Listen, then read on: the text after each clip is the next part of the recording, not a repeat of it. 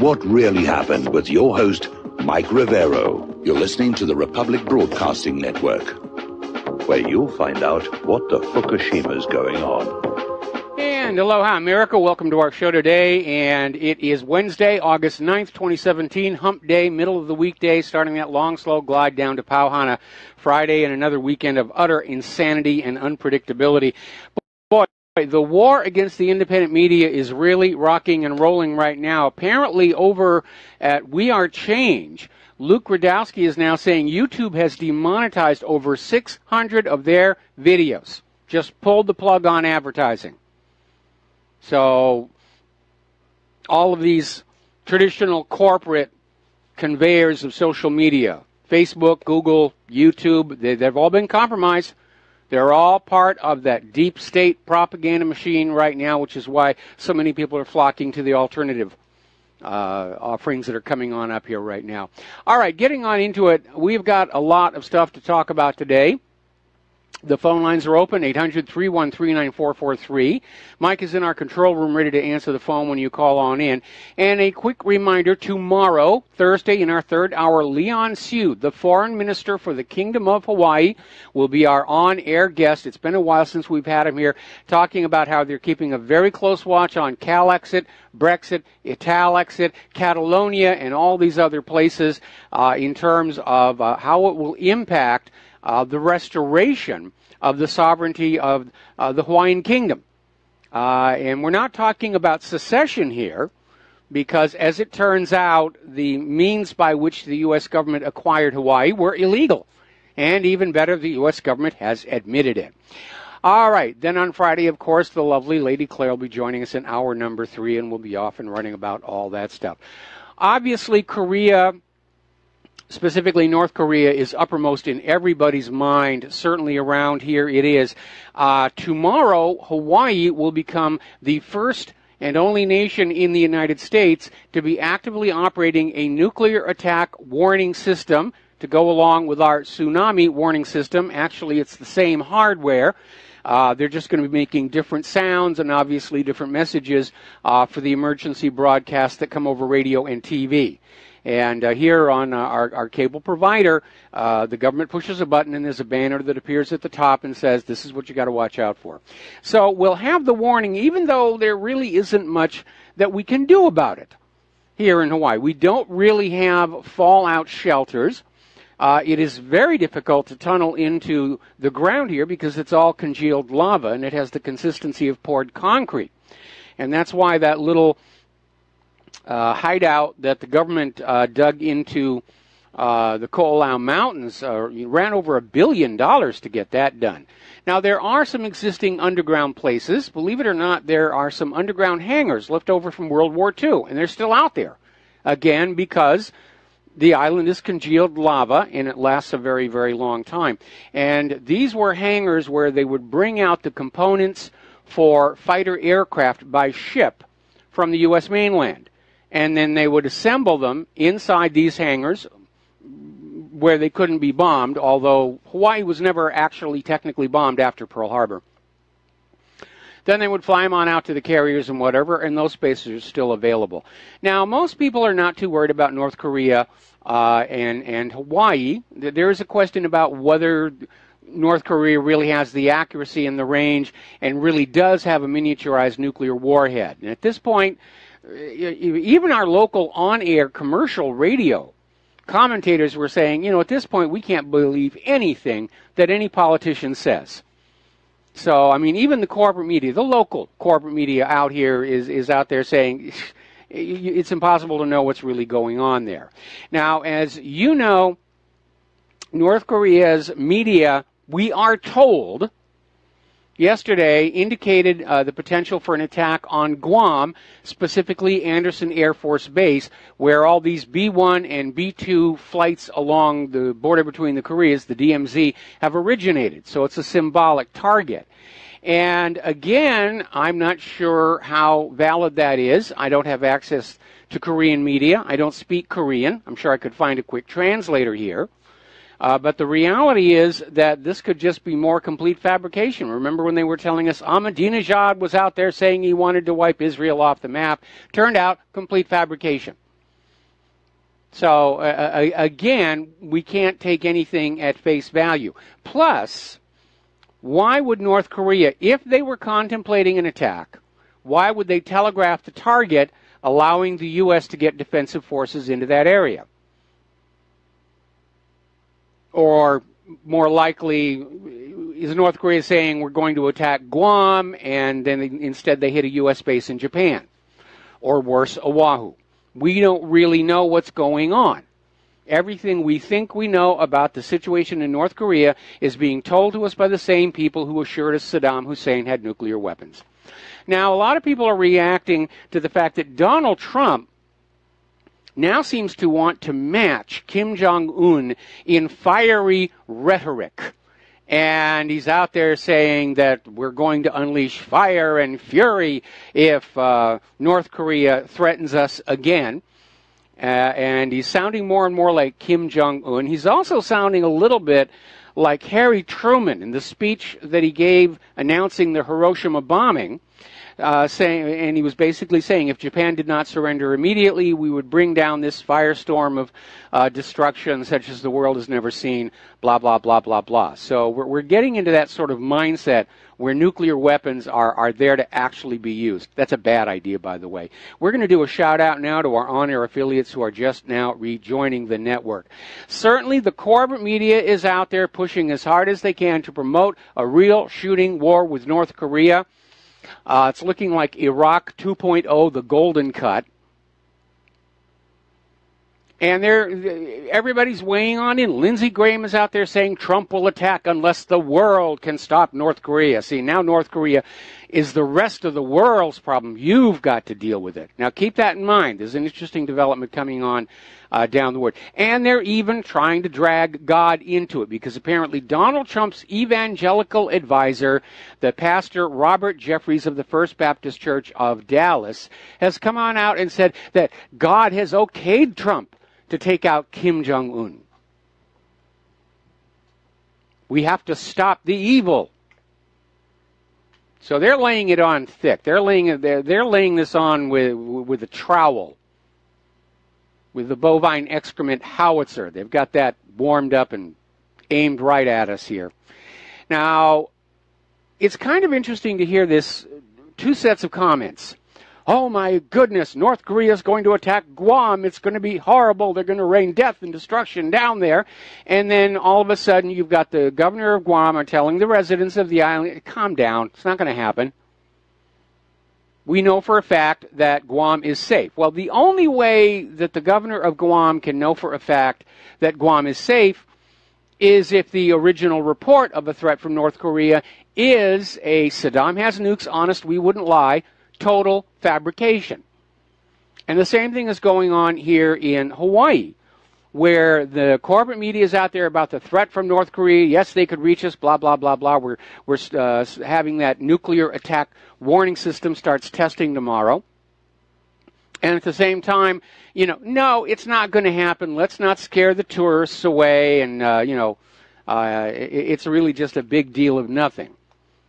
So the propaganda is very much inconsistent, which tells you it is just more propaganda. Anytime I've met anybody that actually believes North Korea has a miniaturized nuclear weapon aimed at Hawaii, which as of right now is a total number of 0, my response again is this is just the 2017 version of Saddam has nuclear weapons. And they get that connection instantly. Needless to say, even though we know the government and the corporate media are not paying attention, protests are being scheduled for the end of this week and over the weekend against this latest in U.S. aggressions. The Stop the War over in Great Britain is going to have a demonstration right in front of the U.S. Embassy in London at 1 o'clock in the afternoon on Friday over at 24 Grosvenor Square, London. So that information is there. It's a Facebook event as well. And if you don't see an anti-war protest near where you live, make one. Just make a sign, get out there on the street. We have to send a message to the rest of America and to the world that we, the people of the United States of America, aren't buying this latest bovine excrement excuse to go on in and steal the wealth of somebody else's country. Now, as you know, the propaganda about North Korea's nukes went through a radical change in the last few days. Before that, it had been, well, he's tested a few devices underground. He's a long way away from having a deployable warhead. He's even further away from one light enough to go on a rocket. He doesn't have any actual bombs yet. And then all of a sudden, in 24 hours, oh, yes, he's got miniaturization. He's got 60 warheads ready to go. And now they're trying to go back and justify it. And according to Korea Times, apparently a U.S. expert, whose name I'm not able to find right now, is basically saying that the reason that the estimates were off has to do with North Korea's light water reactors. Now, up until now, it has been assumed that North Korea is using a 5-megawatt reactor at Yongbyon to make plutonium for nuclear weapons. And that reactor will produce enough plutonium for one bomb per year. But they're saying since a few years ago, North Korea has been building a larger scale light water nuclear reactor that could produce plutonium for 5 or 6 weapons a year. And it's always possible that North Korea has bought a couple of bombs under the table from Israel, because we know Israel has at one point at least been in the business of selling clandestine nuclear bombs to other countries. They tried to sell one to the former government of South Africa. So where did North Korea get all this technology? Wow, gee, we're told they're such a backward country. How did they get all of this? Well, as it turns out, most of it was supplied by the United States. And this goes all the way back to the Clinton administration. In fact, Bill Clinton promised North Korea that if international financing for new nuclear power stations fell through, that the United States would probably come on in and back them up. And remember, it was during Clinton's administration that a lot of technology was being allowed to flow to the Orient in that run-up to Bill Clinton's second election. So that's where they got a lot of this stuff. And you can see a repeating pattern here. We've done this before. Oh my goodness, we've got to invade Iraq. Saddam Hussein has chemical weapons. Where did he get them? He got them from the United States to use on Iran. And then the U.S. turns around and uses his possession of these chemical weapons from the United States to justify a war. And by the way, there was no justification. Saddam Hussein had destroyed all those weapons. He had complied with the United Nations resolution and destroyed all the chemical weapons.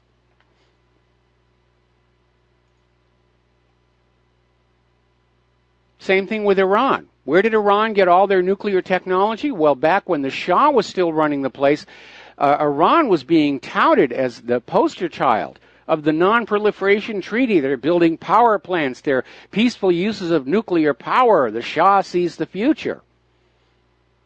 And today, of course, it's, boy, if the Iranians touch anything nuclear, we're going to come in and we're going to get them. Same pattern over and over again. Another article on that same topic from the Free Thought Project. The nuclear weapons North Korea is supposedly threatening to use on the United States came from the United States. Primarily made possible by the Clinton and Bush administrations. And this idea that we have to stop North Korean aggression, they've been playing that card since 1993. Every president, going back to Clinton, oh, if North Korea crosses the red line, we will attack. And then it was Bush. And, if North Korea crosses that red line, we will have to attack. And then it was Obama. Now it's Trump. So North Korea can be forgiven for not really taking the U.S. threats seriously, since they've been living with those threats for all these years. All right, we're going to take a phone call here. Veronica in Iowa. Aloha. Welcome to the show. What's on your mind? Oh, hi, Michael. Thank you so much for taking a call. I wanted to say thank you, and I'm not being sarcastic here. I am thanking you. Today I have been called a maniac, a traitor, an imbecile, and a long line of other vulgarities because of this issue on North Korea. I have posted all wars are bankers' wars multiple times. Mm-hmm. And, I mean, the avalanche of hatred at me has been unbelievable. Well, you know, it's either prowl the internet and hurl abuse at patriots or go work for the hamburger joints. I mean, jobs are kind of hard to come by, and so, you know, being an online PR shill, you know, you get to sit at home and wear your pajamas and, you know, still get paid for being a jerk. Well, and they're, USA, bomb that place, make it a crater in the earth. And I'm like, you people aren't even understanding what's really going on here. Don't they have a right to protect themselves? You don't know what's going on in that country. And I said, wait a minute. I said, you are filmed everywhere you go. Your children are groped in airports by the TSA in front of you. All of your calls are monitored. Your emails are monitored. I said, don't talk to me about North Korea. I said, you better take a look in the mirror here. And, of course, then, you know, you're a traitor. And just, you know, I'd laugh at it if it weren't so sick. But they are really sincerely doing the USA chant, war, war, war. Yeah, well, that's what they're paid to do. That's what they're paid to do. You go to the website of any of the large public relations corporations like Hill and Knowlton, they openly advertise. One of their services is they will hire people to prowl the internet and go to chat rooms, prowl Facebook and Google, and they have tools to allow them to track down and notify each other. Like the Israelis' megaphone system, where they'll find somebody who's posting something that's dissenting from the war, and they'll just pile on. And don't waste your time getting involved with arguments with them because it's a no-win situation. They're paid to tie you up and waste your time in endless argument. And even if you succeed in making a valid point, they'll simply log off, change their name, and come right on back and start all over as if they'd never heard any of the arguments before. And it's just a way of jamming up the discussion. So the first thing you need to do, don't argue with people who are paid to argue with you. Go on out and just share information with those who clearly understand what's going on and recognize that we are the closest that we have been to an outright nuclear war since the Cuban Missile Crisis. Absolutely. And it's sad but true. Yes. And I have to thank you very, very much for providing us with the truth and sincere education and for the service that you do for us all. You are truly invaluable. Well, thank you very much. I appreciate the kind words here. And we're going to let you go because we're coming up on a commercial break here. But yeah, again, a lot of the people that you see out there who are screaming, go kill the North Koreans, you're never going to see them down at the enlistment office, by the way. You know, they are, and you've probably seen these mass email ads, work from home on your computer part-time. That's where they're recruiting people. And they come on in and say, you can't talk about what you're doing, but what we're paying you to do is to just go on out and hang out on this particular board, and anybody who questions the wisdom of the war or vaccine safety or GMO safety, you just find ways to attack them. And it's a big business, and public relations firms make a huge amount of money off of all of this. In fact, I would say that lying to the American people is probably the only part of the economy that is still doing well in these difficult times. Okay, we're coming up here now on that commercial break. By the way, U.S. defense contractors like Lockheed, they're enjoying all this fear-mongering about North Korea. Other countries are starting to say, maybe we need to bolster our missile defense systems. Money is just pouring on in. We'll be right back. And aloha, America. Welcome back to our show. Now, you'll probably remember that last February, Mika Brzezinski, daughter of Zbigniew Brzezinski, who just recently passed away, said right on the air on MSNBC, the job of the corporate media is to control what the American people are thinking. And apparently last night, again on MSNBC, during their program, The 11th Hour, which is their flagship primetime program, Brian Williams came on out again and said that the job of the corporate media is to scare people to death over North Korea. They're not here to tell you what's really going on. Brian Williams, remember how he got caught lying about his participation in a battle in the Middle East? That Brian Williams came on out and said his job is to just scare you out of your mind over North Korea so that you will support an invasion. You will support an invasion of North Korea. You will throw your children into that battle to have them ground up and converted into money for the war profiteers. All right, we're going to start taking phone calls again. Mark in North Carolina, aloha. Welcome to the show. What's on your mind? Mark, are you there? I cannot hear Mark. Can we switch over to Ahmed in Turkey? Ahmed, are you there? Hello, I am here. Okay, good. Aloha, welcome to the show. What's on your mind? Mr. Rivero, I want to say a few facts, then I ask you a question. Is that okay? Mm-hmm.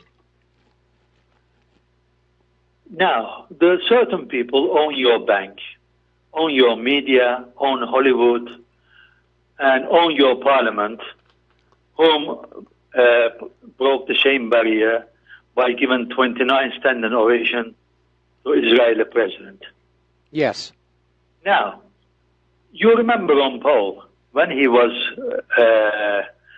the candidate, the media even wouldn't mention his name on TV. Yes.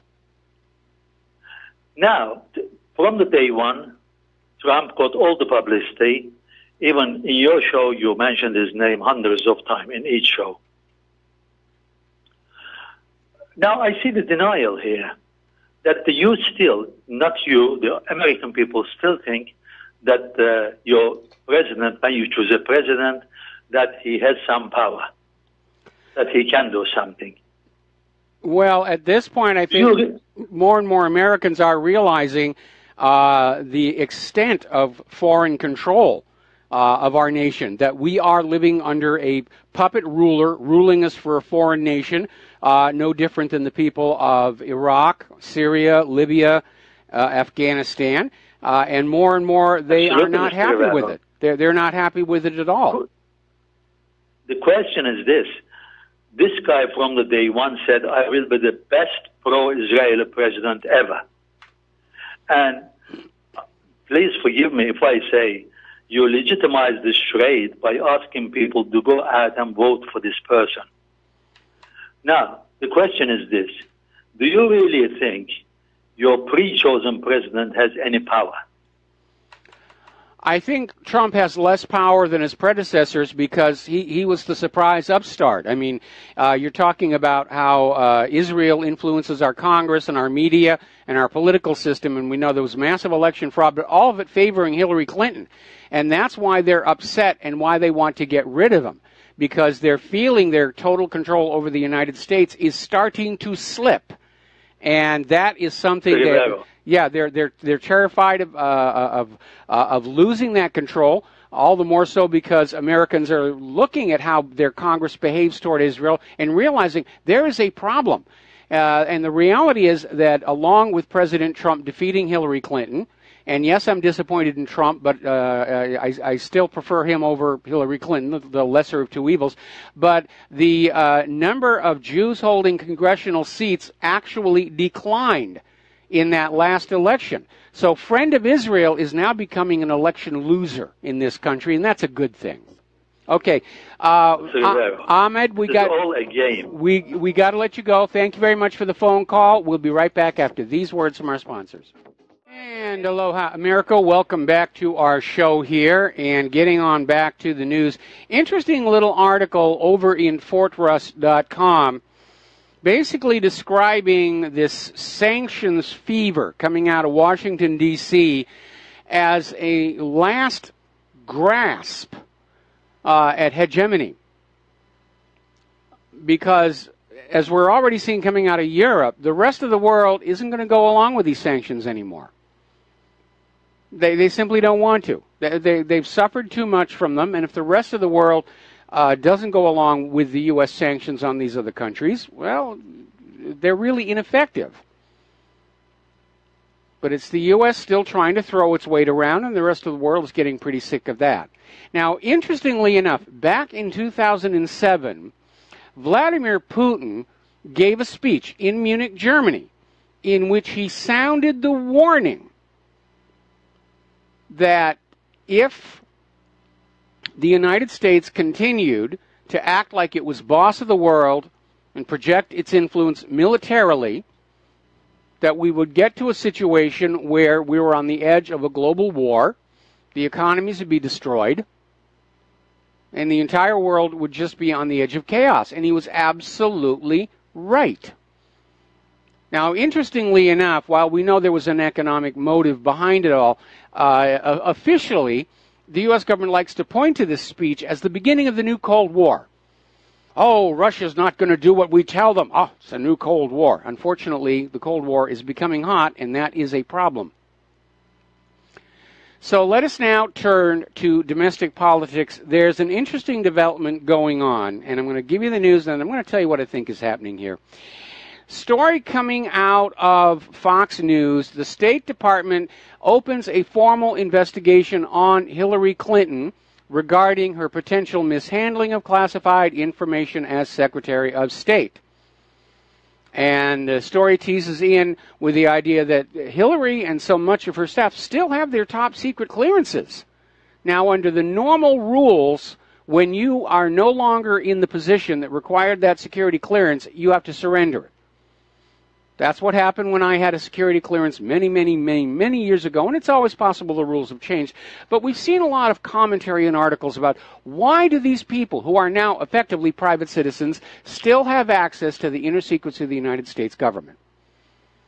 So the State Department is saying that this investigation could result in the revocation of their security clearances. Well, there's a little more going on here. This is coming out from Ed Klein, who's saying that apparently last month the State Department started negotiating a plea deal for Hillary Clinton.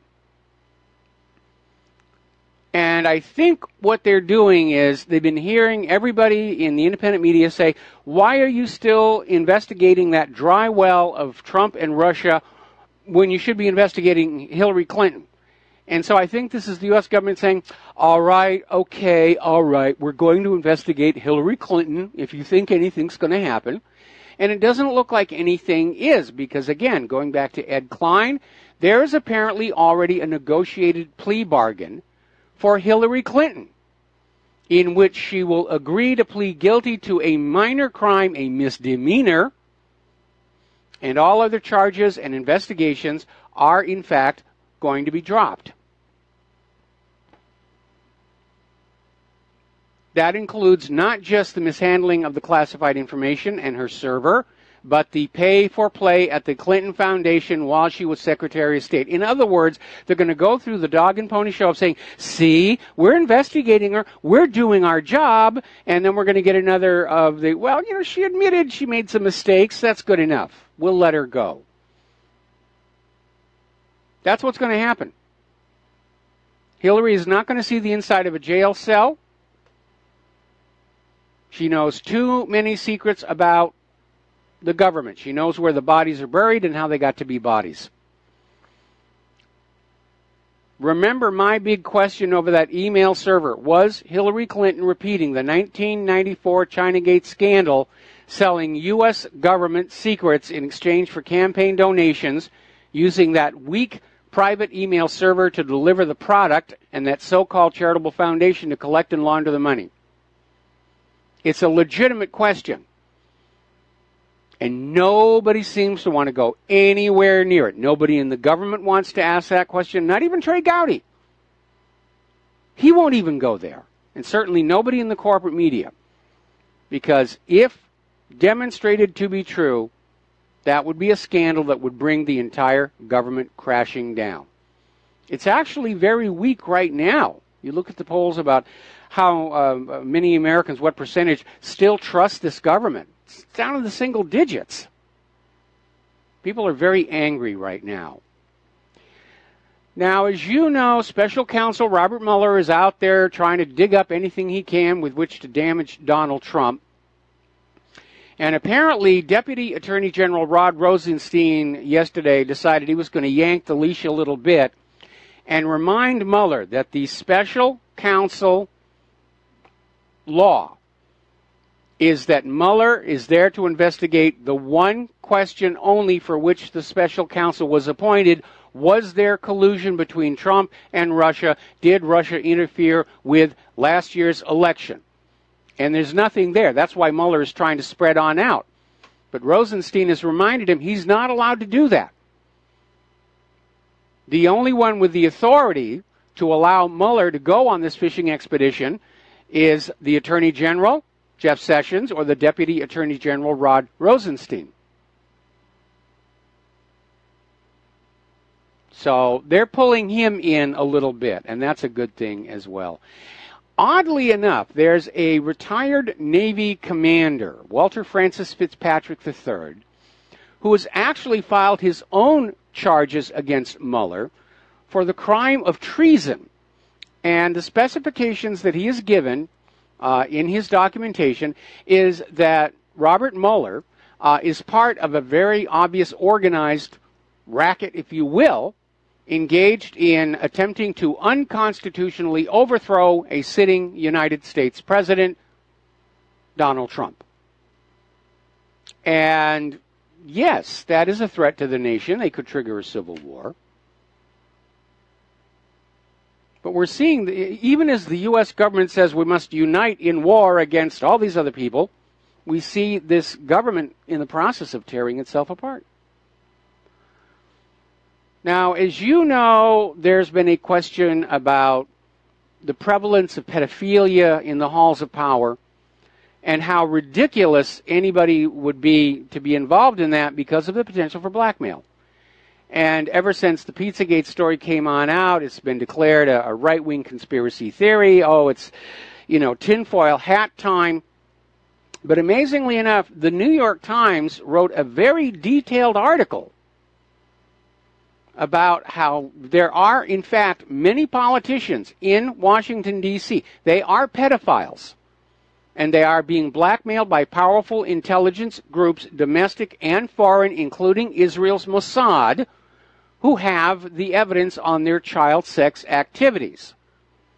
The only problem is this article was written 35 years ago, back when the New York Times still actually did real news, instead of simply be part of the team to control what the American people are thinking. This article was published July 27th, 1982, and went on to say there are organized rings that provide young boys to male customers in Washington and then sell the information about their clients' sexual dalliances to foreign intelligence services. So, yeah, it's really out there. Remember the Franklin scandal? That one went all the way up to the White House, and it even involved Boys Town, which is a very famous orphanage for boys. They made movies about that. And then it turned out to just be part of this collection system, as it were. All righty, we're going to grab a phone call here. Mark in Florida, aloha. Welcome to the show. What's on your mind? Aloha snack bar, Mike. Aloha snack bar. I was just calling with this, the devastation of government if Hillary spills the beans. I mean, if the president was something to happen to him, we got a whole chain of command to take his place. In every city, if the mayor dies, there's someone to take her place. So I'm wondering how you conclude why you conclude that if Hillary spilled the beans on all the criminals, it would be terrible for our government when they're all designed to be replaced anyway. Well, the issue is not whether certain individuals would be driven from power and arrested. The issue is that the government would be seen as too criminal to be legitimate by the American people. Now, that's never actually happened in the history of the United States, but it has happened in other countries, like Romania. It would be a good example. And of course, what happened to the former Soviet Union, which is the path I think our government is currently on. As far as Hillary spilling the beans, I would be a great thing, but very obviously a deal has been made. She's going to say that, yes, I made a mistake with some classified information. There, the investigation is over, and that's the end of the matter. And that's what they're going to say. And they're going to just shut the door on everything else, and nobody's going to get touched, nobody's going to get to jail, and the narcocracy will continue on untouched. Well, that's the terrible thing about it, is that if nobody's prosecuted and nobody's put in jail and the criminals aren't exposed, then we continue to have a criminal government. That's exactly right. Well, that's what they want. That's what they want. They want the crimes to keep on going. So the devastating thing is we get what we have instead of having all the criminals arrested or removed. I mean, even if they found her guilty and said, okay, we won't send you to jail, and found everybody guilty and put them out of office and banned them from holding office or whatever we can ban them from doing, at least we could get the criminals out and start with a new gang of newbies that are kindergarten criminals. I'd love to see it happen. I'd love to see it happen, you know? But the system is going to protect itself. Because right now, the politicians understand if the true scale of the criminality that's been going on between the Bushes, Clintons, and the CIA all the way back to the 1980s became known to the general public, if the American people all of a sudden came to understand that a big reason there is a problem with heroin and cocaine on the streets of America is the U.S. government itself, they wouldn't stop with just a few people driven from office. They'd want the whole government brought down. And that's why they're just going to circle the wagons and they're going to protect themselves. And Hillary is going to confess to a minor offense, a misdemeanor, which means she's still going to be allowed to run for president in 2020. Well, it wouldn't be just back to the 1980s. If they did that, if they actually did that, it would go all the way back to 1812. It probably would. I mean, certainly would go back. It would go back to Vietnam and Air America when the CIA was flying heroin into the United States and selling it into the black neighborhoods. Well, Mike, it goes way, way, way back. It's just terrible. Our government's been criminal for a long time. Okay, it's not my government. You know, I'm not going to carry the blame for this one. This is not my government. It's a criminal government. They are usurpers. They are hijackers. And it's basically a narcocracy is the word I like to use. Yeah, you're true. Thank you. Thank you, Mike. All right, thank you. We're going to let you go here. Now then, we're hearing more and more confirmation from 3 separate domestic and foreign intelligence sources that National Security Advisor H.R. McMaster is in fact an active operative of George Soros and has been leaking information from inside the White House to Soros, who is then, of course, running interference on President Trump's agenda, mostly immigration. So Trump is surrounded by enemies, and the problem is there isn't anybody inside the system that he can trust. That's just the plain, ugly reality about it. Trump really needed to go into the White House bringing competent, capable individuals from outside Washington, D.C. to do the jobs that need to be done. There are very talented, very educated, very brilliant people all over this country who are fully capable of taking on these jobs. And Trump should have brought them on in. But he came on in. He was going to be magnanimous in victory. We'll keep the same bunch of people here. And again, like John F. Kennedy, he's surrounded by enemies. All right, let's get down to the issue of election fraud. And again, you're not going to see this in the corporate media. because they're neck deep in the problem themselves through that Voters News Service. But apparently there's now a federal lawsuit down in Florida where the election employees, specifically Broward Supervisor of Elections Brenda Snipes, who's a good friend of Hillary, they were caught faking thousands of stolen absentee ballots last year. And apparently Snipes has begun to testify. And we don't know if she's made a deal, but that's coming out. Meanwhile, up in Massachusetts, investigators have confirmed that illegal aliens were being registered to vote using Puerto Rican birth certificates. All right, we're going to take a phone call. Francis in North Carolina, aloha. Welcome to the show. What's on your mind?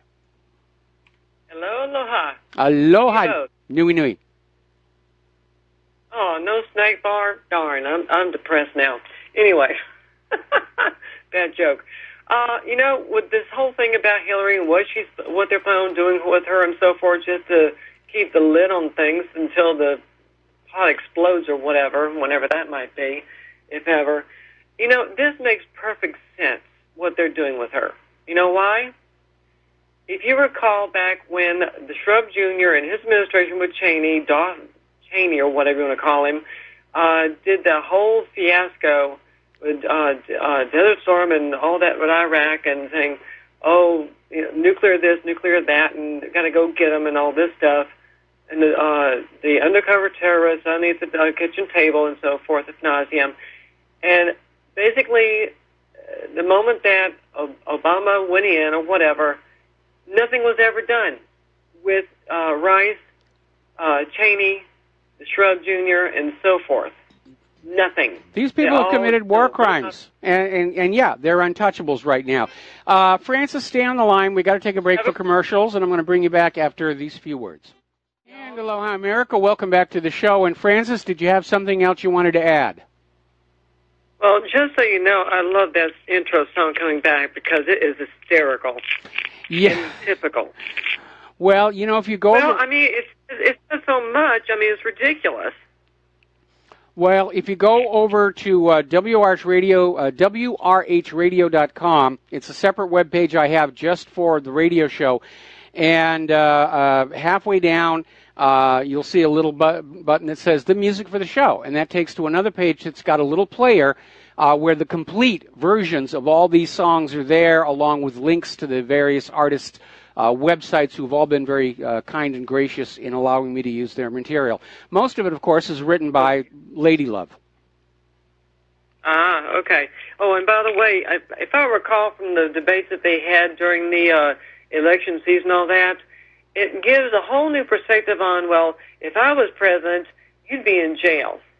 And it's like, okay, what part of that did the people not get? Which jail are we talking about? Home jail or whatever you want to call it, or an actual federal prison? Well, we were all hoping an actual federal prison because we know we're dealing with high crimes, including conspiracy to commit murder, conspiracy to evade classification of documents. There's all kinds of stuff out there. It just doesn't make sense that we're not seeing anything being done by Sessions. And that in turn tells us that, Trump's been cornered or compromised or bought or threatened. And it may be as simple as he was brought into the Oval Office and they showed him a film of Dealey Plaza and said, look, if we want, we can get away with killing presidents, and so you better just do what we tell you to do. Somebody was paid well, and that went all the way around the table. Have a great one. All right, thanks an awful lot here. We're going to switch to Rick in Arizona. Aloha, Rick. Welcome to the show. What's on your mind? A couple of points, Mike. I got to disagree with you on one thing. You keep telling everybody that the CIA brings in the drugs. It comes in by way of organized crime through the entertainment industry, specifically the music industry. And is it possible that we can't find anybody that Trump can trust, is that we can't trust Trump? No, no. Basically, Trump is an outsider. He's come into a little clique. The American people kind of forced Trump onto this little group that doesn't want to have an outsider in there. And as far as the CIA's involvement in drug running, that's been documented time and time again, especially following the Reagan administration, because it was Reagan's Attorney General, William French Smith, who literally wrote the rules saying that the CIA did not have to report any drug smuggling activity that occurred as part of an intelligence operation to the DEA. And at that point, the CIA basically had a license to smuggle.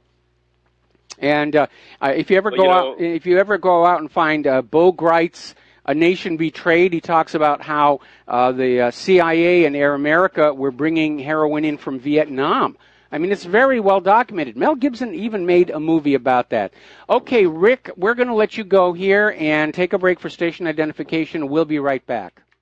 And aloha, America. Welcome back to our show here. And it's hour number 2. The phone lines are open, 800-313-9443. And getting on back to this idea, certainly the entertainment industry is full of drug trafficking, but they're at the best middlemen and certainly a lot of end users. And I saw a lot of that when I worked in Hollywood. It was almost impossible to get away from, in fact. But as far as the actual source bringing it on in, we have it from Gary Webb and Dark Alliance. We have it from Freeway, Ricky Ross himself. We have it from all kinds of sources. That, yes, the biggest drug smuggler in the country is the country, and it's well documented. And like I said, Mel Gibson even made a movie about it called Air America. Out of what the CIA and their proprietary airline Air America were doing during Vietnam, where they were running guns into these other countries we weren't supposed to actually be at war with, and bringing drugs back, opium, primarily from a guy by the name of Kunsa. And the opium was then processed into heroin, and it was smuggled back into the United States of America, at least in part, inside the body bags of our dead Vietnam War soldiers.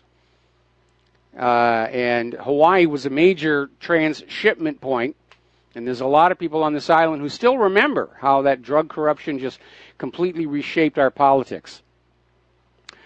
So, moving on here from that, Maxine Waters, you know, let's be inclusive, let's all be inclusive. Now she's talking about a new political party for blacks only. Because those white people are just wrecking everything for us. So now she's advocating racially based political parties. Now, again, I want to emphasize there has been absolutely no proof that Russia had any influence on last year's election. As I reported in the last hour, all of the ongoing investigations are finding that the election fraud was all domestic and favored Hillary Clinton.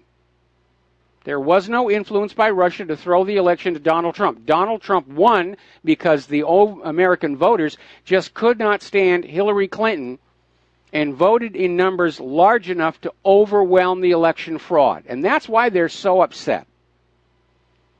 They cheated fair and square, and they still lost. They're not happy about that at all. So what happens if you put out a lie for which there's absolutely no proof? You start mandating that kids learn it as an unquestionable fact. And apparently out in California, State Senator Mark Levine is promoting a bill that will compel all of the schools in California to teach kids that Russia hacked the 2016 election. Just like if you were to read a history textbook in pretty much any State of the Union, and it will tell you that John F. Kennedy was killed by Lee Harvey Oswald acting all by himself. Which is one of the reasons why I say in this day and age of Saddam's nukes and Assad sarin gas and torpedoes in the Gulf of Tonkin and all the rest of it, prudence demands we all go back and re-examine carefully absolutely everything we've ever been taught by those state-controlled schools and the corporate media. Because most of it is crud. We, the American people, are the most lied to people on the face of the earth. We need to recognize it, we need to acknowledge it, and we need to stand up and be angry about it. Because no place in that Constitution is the government and the media authorized to lie to us. And the 10th Amendment prohibits the government from just saying, well, I think I need to do this. And yeah, all governments want to lie to their people. All governments have lied to their people throughout history, all the way back to Ramses the Great lying to his own people about his victory over the Hittites. Spoiler alert, he lost. But it doesn't mean we have to like it or accept it. When you are living under a government and a media that is lying to you about everything, you cannot really know what's going on in the world. They're trying to craft an illusion to scare the heck out of you about North Korea, as Brian Williams admitted on MSNBC last night, to control what you are thinking, as Mika Brzezinski admitted on the air on MSNBC last February. That's their job. There's a wonderful song out there, and I think I'm going to try on the next commercial break to find the video and post it. It's by Jackson Brown. It's called Lives in the Balance. It was actually used as music for the original Miami Vice TV show. They did an episode called, I think it was Stone's War, where they're actually talking about CIA gun and drug running down to Central America. I mean, they were very courageous. It's probably why they were taken off the air. And they even had G. Gordon Liddy acting in this episode, talking about how they were running guns down to the Contras, and he had this string of dried Sandinista ears that he was showing people. So the song was called Lives in the Balance. I'm going to see if I can go ahead and put that up over the next commercial break. We're going to do a shout out now to our on-air affiliates who are just now rejoining our network. So let's get on over to the war zones, emphasis on the plural. Obviously, a lot more is going on in a lot more regions of the world than simply North Korea. Apparently, the U.S.-led coalition has struck pro-government forces in the border area. And again, we're seeing this issue where the U.S. is out there trying to say, well, we're there to get ISIS and Al-Qaeda, and then they hit everything but. Trying to do the same thing now in the Philippines. Doing it in Afghanistan. Oh my goodness, ISIS is now in Afghanistan. We have to stay in there. 16 years? Yeah. We can easily go twice as long. You know, it's kind of interesting to realize that kids who are just this year going into high school are younger than the war in Afghanistan. And what have we really accomplished over there? Except an oil pipeline right-of-way and tons of opium. Not a whole heck of a lot else. Meanwhile, the Syrian member of parliament is saying that the U.S. presence in Syria is no liberation. And he points to the fact that the U.S. coalition laid waste to Raqqa.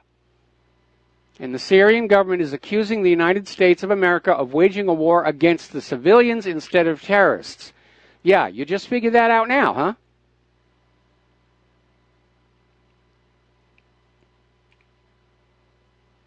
Article coming out of the original antiwar.com, Western governments still eyeing the Libyan prize.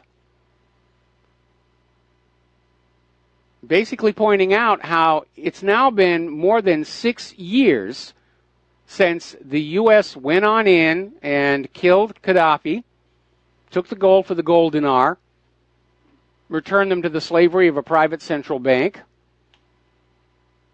and the fight still goes on by the Libyan people who do not want to live under foreign puppet rule. 6 years there. Now, here's an interesting little story. As you know, up in Afghanistan, there was an unpleasant incident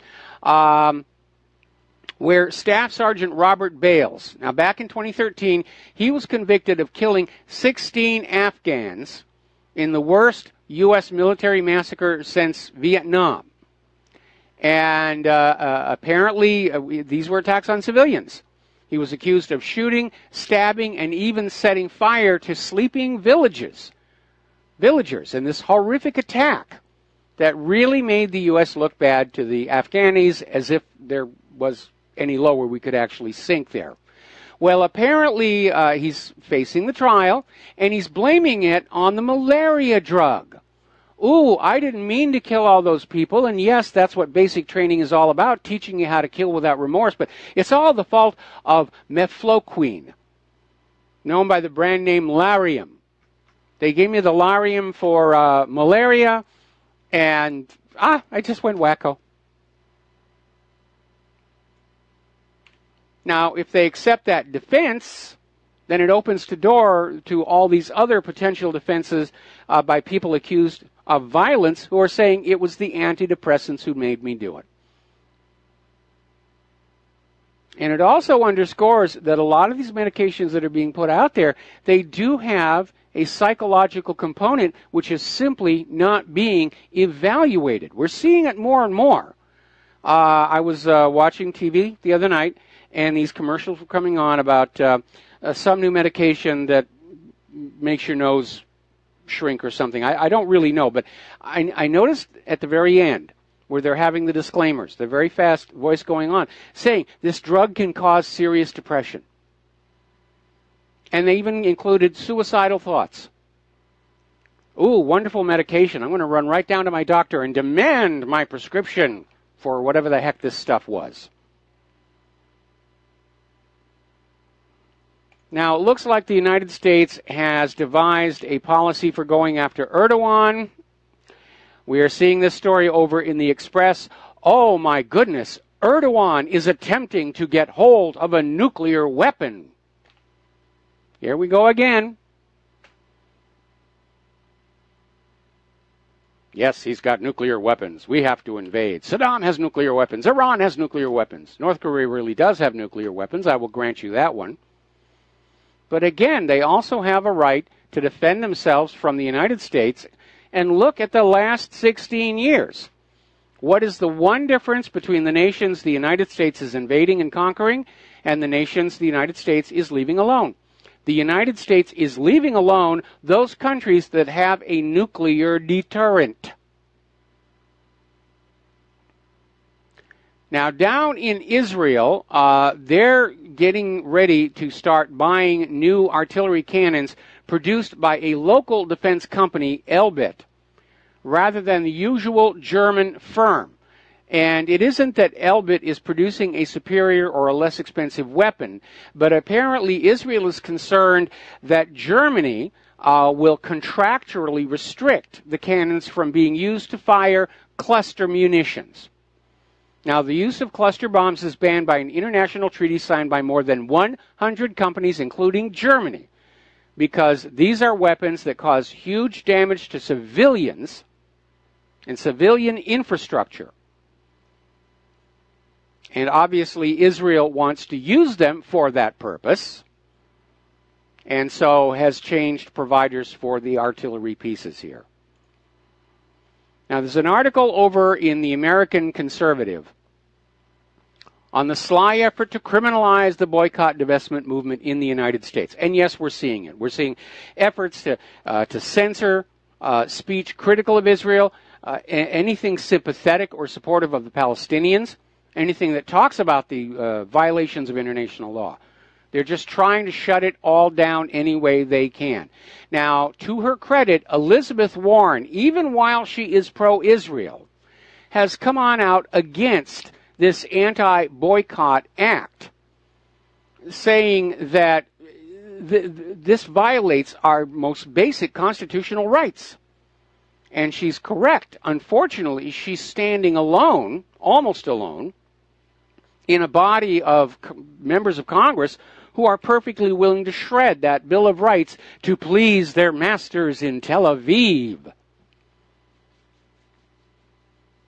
Now, you look at all of this and you realize this is what it's like to live under a puppet ruler. No matter how hard you work, you will be kept poor because all the wealth is stripped away and sent off to this other country. And whatever this foreign country does is okay. The laws are there to protect it, and its lackeys in this country, and they can do no wrong. And then you'll begin to understand why so many of the people in all these other countries being conquered by the United States are fighting back so hard. Because for many of them, like Iran, they know what it's like. They remember what life was like under the Shah. The people of Chile remember what life was like under Pinochet. They're never going to go back there ever again. And they're probably wondering what is wrong with us Americans, that we're putting up with all this nonsense. I think a big part of it is the boil the frog analogy, which, by the way, I don't know if that's really true or not, and obviously Mythbusters never took that one on. But the idea is that if you drop a frog into already boiling water, it'll immediately hop out. But if you put the frog in comfortable water and slowly heat it to boiling, the frog will just sit there. Well, the reality is we've been living under puppet rule since before most of you listening to this show were even born. It's what you're used to. You're constantly being told by corporate media, by the state-controlled schools, yeah, this is what it's supposed to be. This is what life is supposed to be like under a constitutional republic with a democratically elected leadership. You are free, you are free, you are free. Make sure you send more money to Israel and don't say anything bad about them. You are free, you are free, you are free. It's what a lot of Americans have known all their lives. They don't understand that they are actually being oppressed.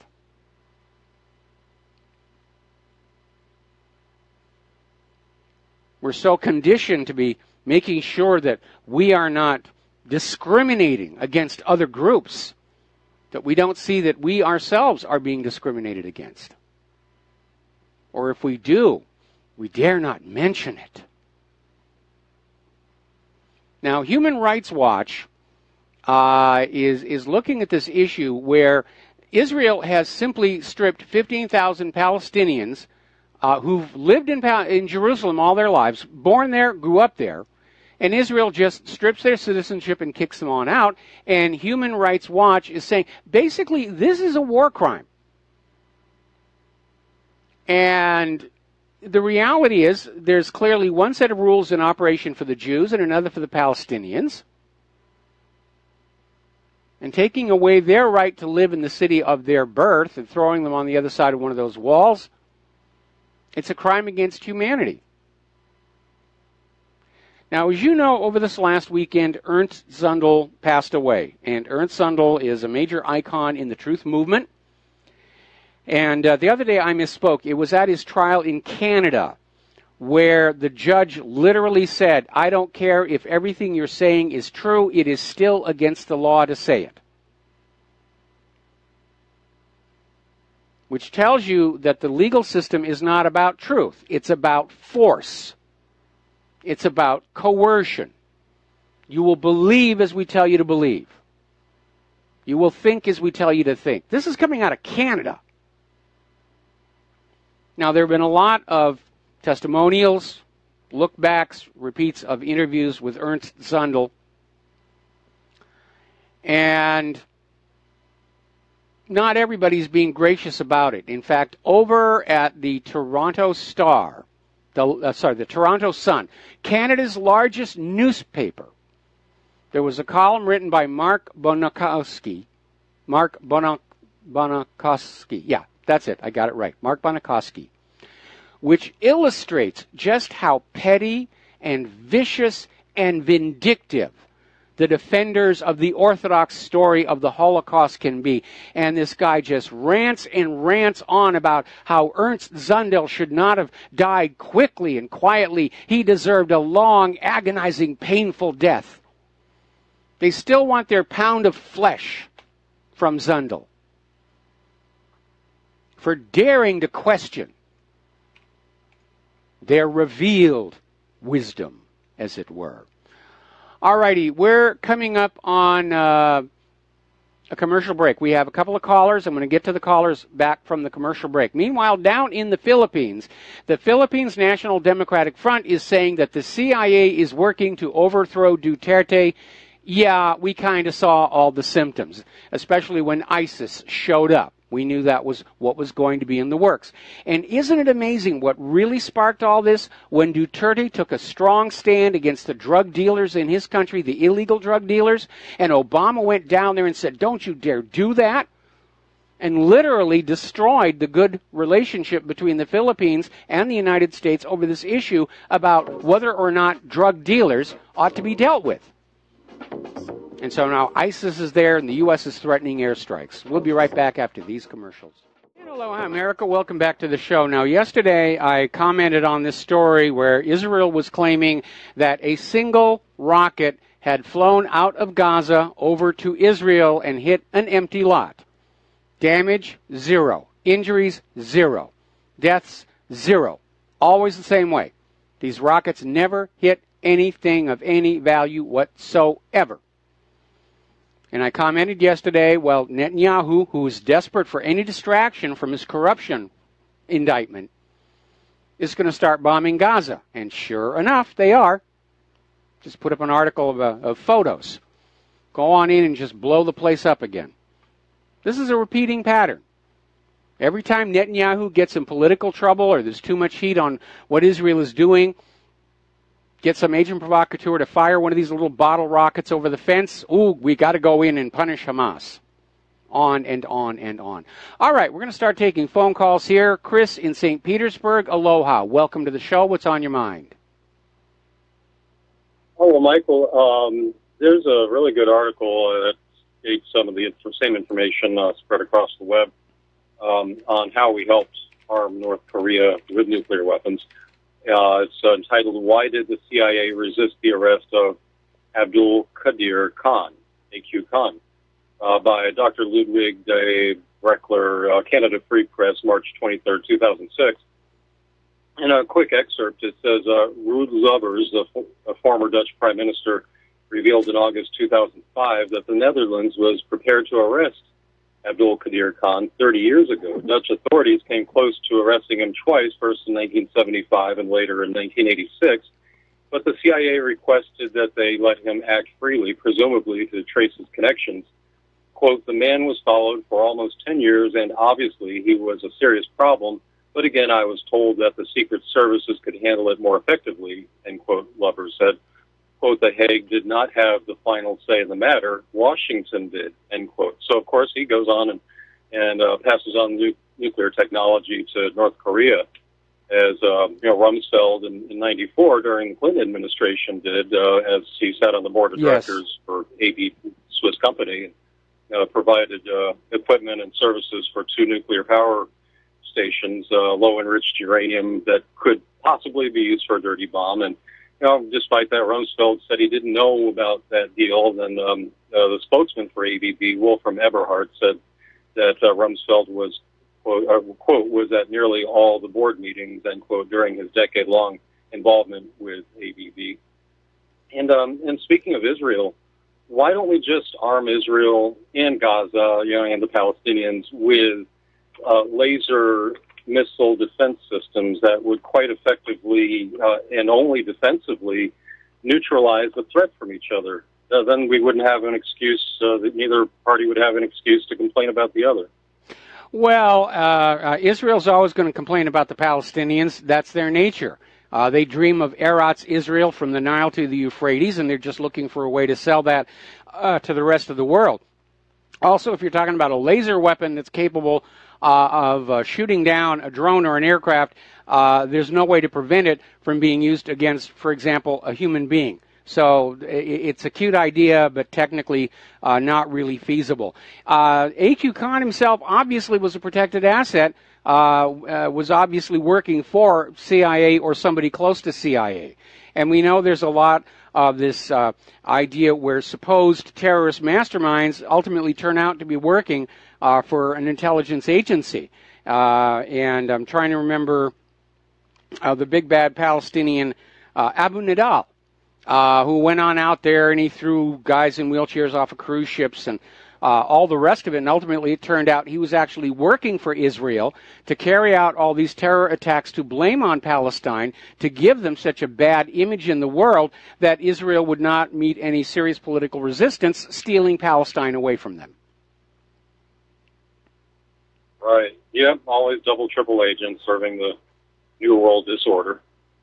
Yes, absolutely. All right. Well, thank you very much. Hope you have a great day. All right. Same to you. And we're coming up on another commercial break, so I'm going to leave this next phone call off until after we come back from these commercials here. When we come back, we're going to be talking about the economy, and there's a lot of interesting developments out there as well. So we're going to take a break. We're going to sell some products, and we'll be back with a phone call and the economy after these few words. And aloha, America. Welcome back to our show here, and let's go ahead and take some phone calls here. Peter in Los Angeles, aloha. Welcome to the show. What's on your mind? Hi, Mike. Heard your speaking on the article. It's in the American Conservative, the sly effort to criminalize the BDS movement in the United States by Israel to basically take away our First Amendment rights. By the way, I commented on that. I'm in the comment thing on that. But Michael, I just called up my senator, who is Feinstein, and my congressman, Karen Bass, who is both are Democrats, both are female. Karen Bass is a black Democrat female from basically Hancock Park, Los Angeles.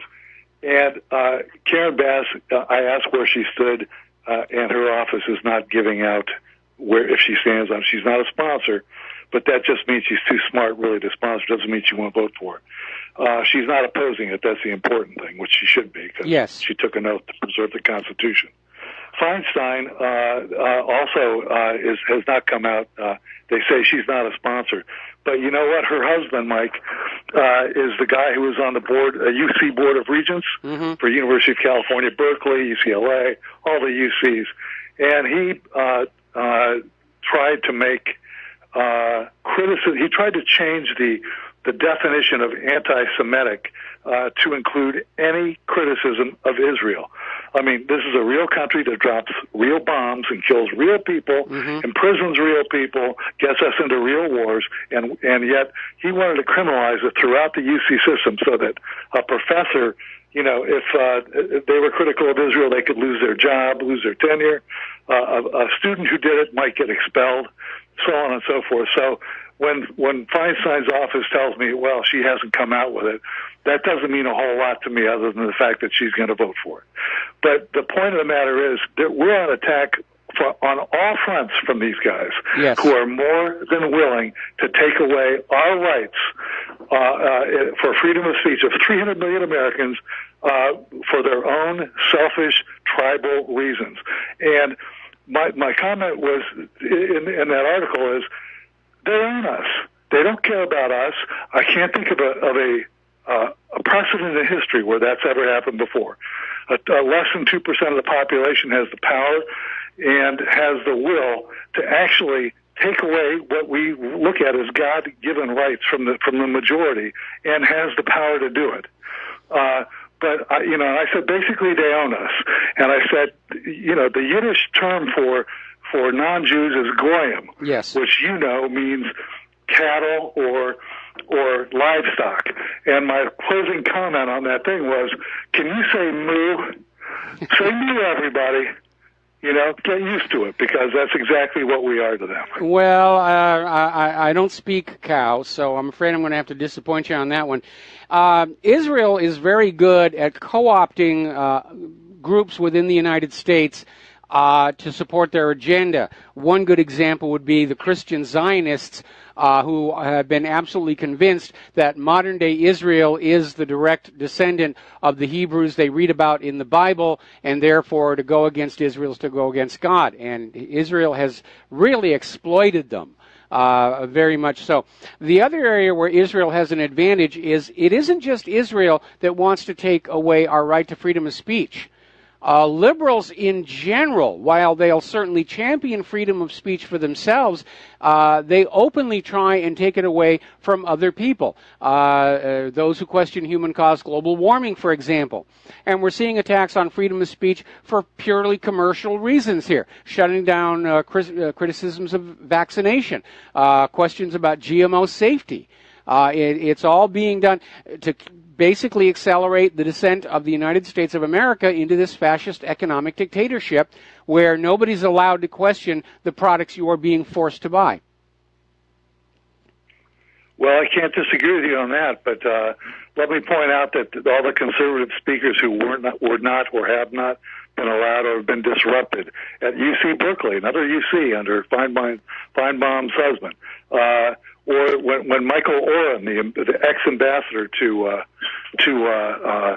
from Israel to the United States, went on to UC Irvine, another UC, and Palestinian people protested. They were expelled.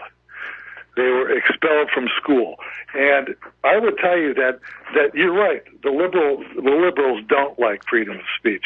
But you know what? They can't get a lot of traction, Michael, but they can with the Jews, who have all this money and will shell it out. Sheldon Adelson, Haim Saban, Arnon Milchan, the nuclear spy that produces our movies, Michael Bloomberg. We can go on and on and on and on and on here. And they're willing to shell out the money. The New York Times isn't going to say anything about Israel taking away our rights. Matter of fact, they'll shill for them. So will the Washington Post. So will MSNBC and CNBC, NBC, CNN. They'll all shill for them. Yes. Only they have the clout to make this happen, really. So. Well, this is what it's like living under puppet rule, puppet foreign rule. And, the people of Chile didn't like it. The people of Iran didn't like it. The people of Iraq didn't like it. The people of Afghanistan don't like it. People of Libya don't like it. Why should we be any more comfortable with it? And the answer is we shouldn't. We should be just as angry as they are. Well, Mike, I just have one. Please call your congressman. If they say, well, they haven't taken a position on it, remember that their oath of office is to preserve and protect the Constitution. And just because they haven't sponsored it or they're not coming out and saying it, they should be on top of the barricade screaming, you can't do this to us. I've taken an oath to protect the Constitution, to protect your First Amendment rights. Do not allow the congressman to weasel out of that. Call him up. For what it's worth. Well, if by some insanity Congress passes this bill with a veto-proof majority, and at this point I don't even know if I could count on Donald Trump to try a veto anyway, it's going to have to go to a Supreme Court test. And we're going to have to begin with somebody saying, I cite Marbury versus Madison. I'm not going to obey this law. It is repugnant to the Constitution, and hence, under Marbury versus Madison, it is null and void. And I'm going to criticize Israel for the things that Israel is doing. And that's just it. And then they'll say, oh, you're in violation of law. Okay, let's take up a collection for legal fees, and let's take this all the way to the Supreme Court. Yeah, but, Mike, the Supreme Court can refuse to hear that. And the Supreme Court is perilously close to a Jewish majority. So... Well, at that point, I guess the shooting would start in the streets, and I wouldn't be able to stop it. Well, that's just the reality, though, Mike. Yeah, I know. They cannot see it, just like, so. But please do not allow your Congress people to weasel out by saying they haven't taken a position on it. It's their primary duty to take a position on this, and they should be screaming at the top of their lungs. Absolutely. Shame on them if they're not. But again, we've got midterm elections next year, and they're already kissing AIPAC's gluteus maximus right now. How is Tulsi Gabbard? Where does she stand on this, Mike? Do you know? I actually do not know, and for some reason, I'm not able to get a communication back from her office. I've sent messages. Friends have sent messages on my behalf, but for some reason, I'm on Tulsi's do not contact list, so I don't really know. She's got a website, and you can visit it and take a look at it. I mean, overall, I've been admiring this lady, but she did in fact vote for the Russian sanctions, which I thought was very reckless to do, especially since her district is here in Hawaii, which is at risk if this thing goes to a hot war. Yeah, I do take my hat off to Gilliland from New York, who really showed some courage in standing up against this. But there's damn few that have. I can't think of anybody else other than Gilliland that I'm sure stood up against this. Well, Elizabeth Warren has, and she's pro-Israel, and she says she thinks BDS is bad, but this bill is obviously an attack on our most cherished constitutional rights, and therefore she cannot support it.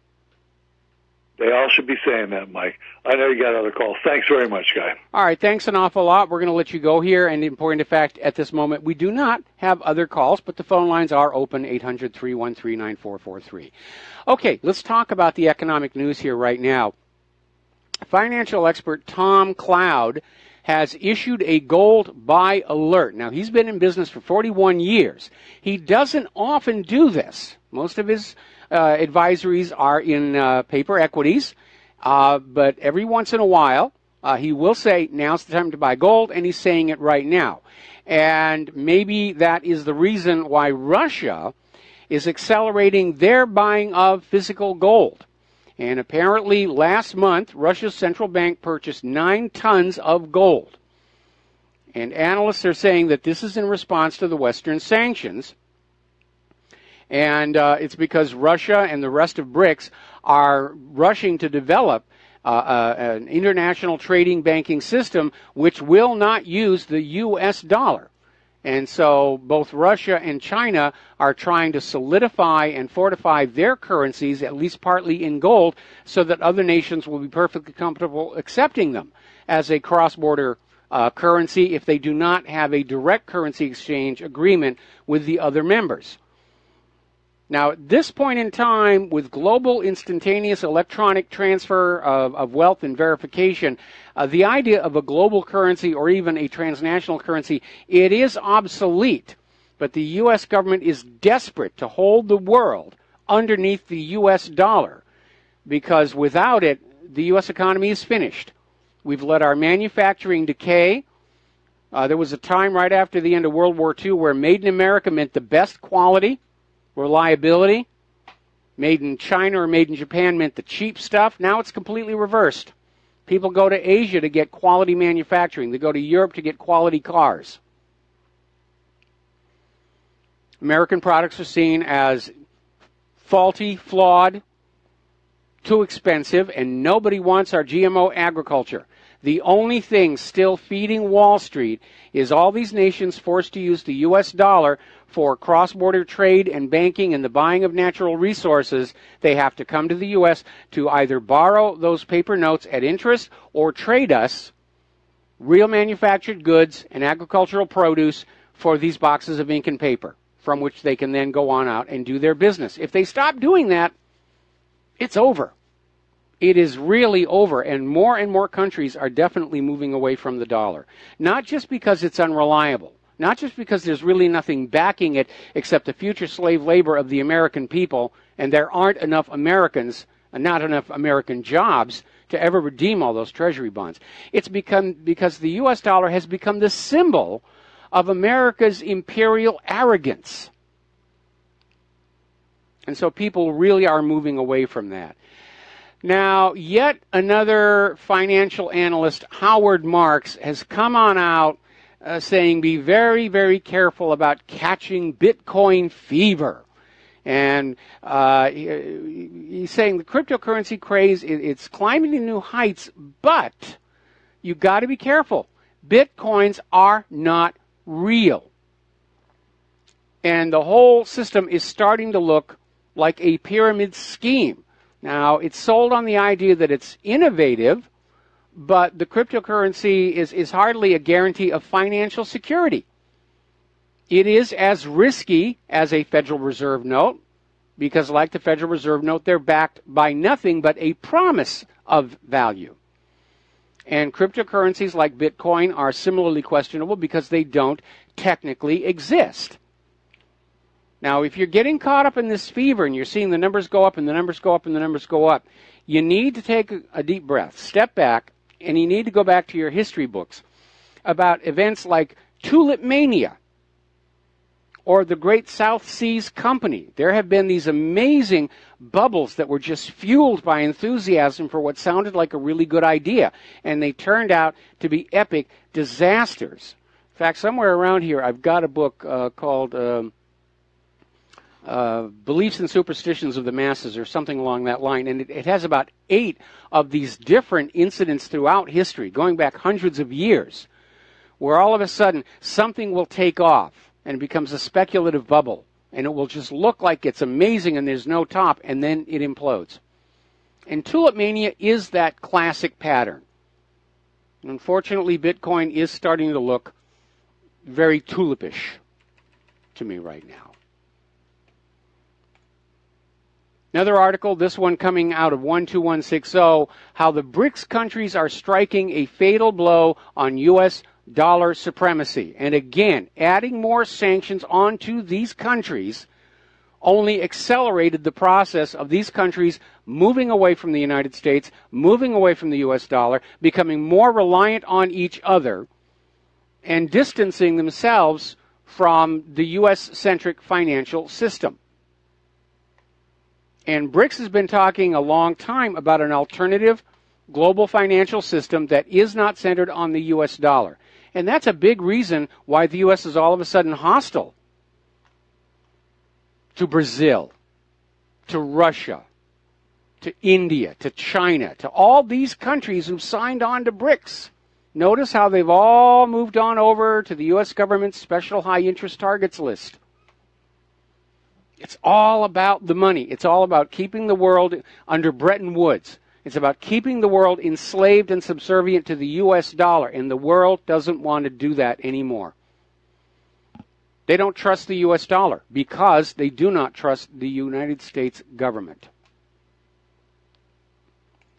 Up in Canada, they've been going through a real estate bubble up there as well. And according to this article, it's coming out of Investment Watch blog, their housing market, their entire housing market, is on the verge of a collapse. Now, for those who are trying to buy a house, that'll be a good thing. For those who are already in homes with mortgages, it will be a disaster. Boom and bust, boom and bust. Doesn't happen by accident. It's an artificially created heartbeat by the money junkies to slowly, by cycle, pump the real wealth out of the pockets of the people and into the pockets of the money junkies.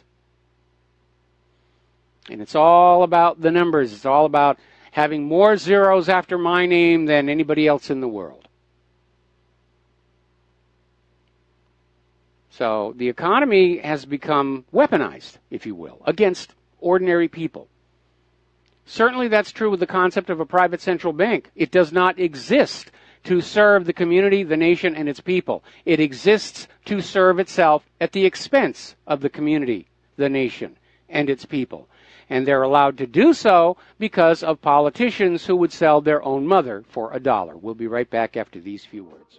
And aloha, America. Welcome back to our show here. Now, on previous programs, we have been talking about the disparity between the cost of America's healthcare program and its actual efficacy, pointing out that the United States, ever since Richard Nixon signed the Health Maintenance Organization Act, we now have the most expensive medical care of any nation on earth by a huge, huge margin, and yet it is the worst in quality and efficacy of all the developed countries. I think it ranks 39th against the entire world. There were a couple of years there where Cuba was ranked higher than the United States. And as a matter of fact, the more we are being forced to vaccinate, the more we are put onto these prescription medications. The reality is that life expectancy in the United States has started to decline. We're dying younger and younger. And actually, corporations think that's a good thing because they're saving billions of dollars on their pension plans or retirement plans. They're all aiming for a new model. You will work until you die, and that's it. No more retirements. Retirement, what a waste. We just let you sit there living off the money that you made during your life instead of us taking that money and reinvesting it into more profitable ventures here. Now, right now, according to this article over in governmentslaves.com, more and more Americans are being forced to take a second job just to make ends meet. Does it look like we have a healthy economy? Does it look like the economy has recovered from the recession? I'm still thinking about that lady who works for Facebook, has a job, and is still being forced to live in her car because of the high rental rates in Silicon Valley, the high payments on her student loans. She went to college, did the right thing, played the game the way she was supposed to, and she's still living in her car. Does it look like a healthy economy to you? Wonderful economy for the people at the top. For the Soroses and Gates and all those people, the economy is great. It just heaps all kinds of wealth and glory on them. But for ordinary people, no, it really isn't. By the way, speaking of Facebook, for some reason, the Facebook servers are being used to deliver much of the denial of service attacks we're experiencing at what really happened today. I'm sure it's just a coincidence, really. I'm sure, absolutely. Turning over to the issues of immigration, apparently migrants and refugees have tried to breach the British border 17,000 times so far this year by jumping on British-bound trucks and trains going through the Channel Tunnel. And apparently the demolition of the Calais jungle 9 months ago has not slowed this one tiny bit. We'll be right back after station identification. And aloha, America. Welcome back to the show. Hour number 3. The phone lines are open, 800-313-9443. Now, getting back to immigration, there's still this ongoing battle between Donald Trump, Immigration Customs Enforcement, and these various cities and counties and occasionally entire states that are openly in defiance of federal immigration law. And we're starting to see some enforcement actions. And apparently ICE has gone up into Muslim Michigan, and they got a lot of them up there. And they started arresting people, and what they're finding is that huge numbers of these people being arrested have criminal records. 3 examples to show you what they're dealing with. A 37-year-old Liberian male with a conviction for criminal sexual conduct 3rd degree. He was ordered removed from the United States in 2011. Somehow was allowed to remain. Then there was a 22-year-old Mexican female with convictions for driving without a license, 2 counts of child neglect and child abuse 4th degree. A 20-year-old Salvadoran male with convictions for destruction of property, larceny, and false identity to law enforcement. Remember, migration is a filtering process. You are not getting the best of the people from those home countries. You're getting the ones who can't make it where they are. You're getting people who are fleeing prosecution. You are getting people who are coming to the United States because they've been told they'll get all kinds of free stuff. You're getting people who are very seriously ill with highly contagious diseases, and they're expecting that the United States will cure them for free. And the costs are piling up as well. Apparently, since 2015, Los Angeles has paid illegal immigrants $1.3 billion in welfare. This is illegal under Title VIII.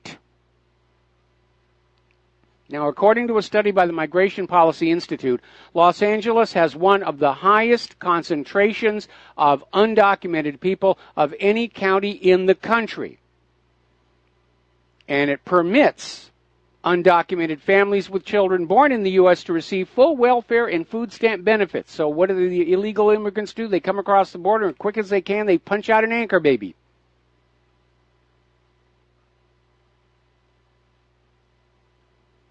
Over in Europe, the situation is deteriorating, and more we are seeing these issues where there are literally no-go zones where the police are now afraid to go.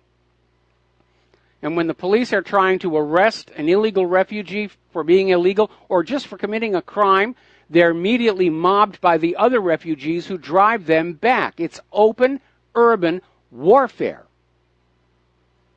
And the people who have lived in Europe all their lives, now they're afraid. They're afraid for themselves. They're afraid for their families. It's reaching a breaking point.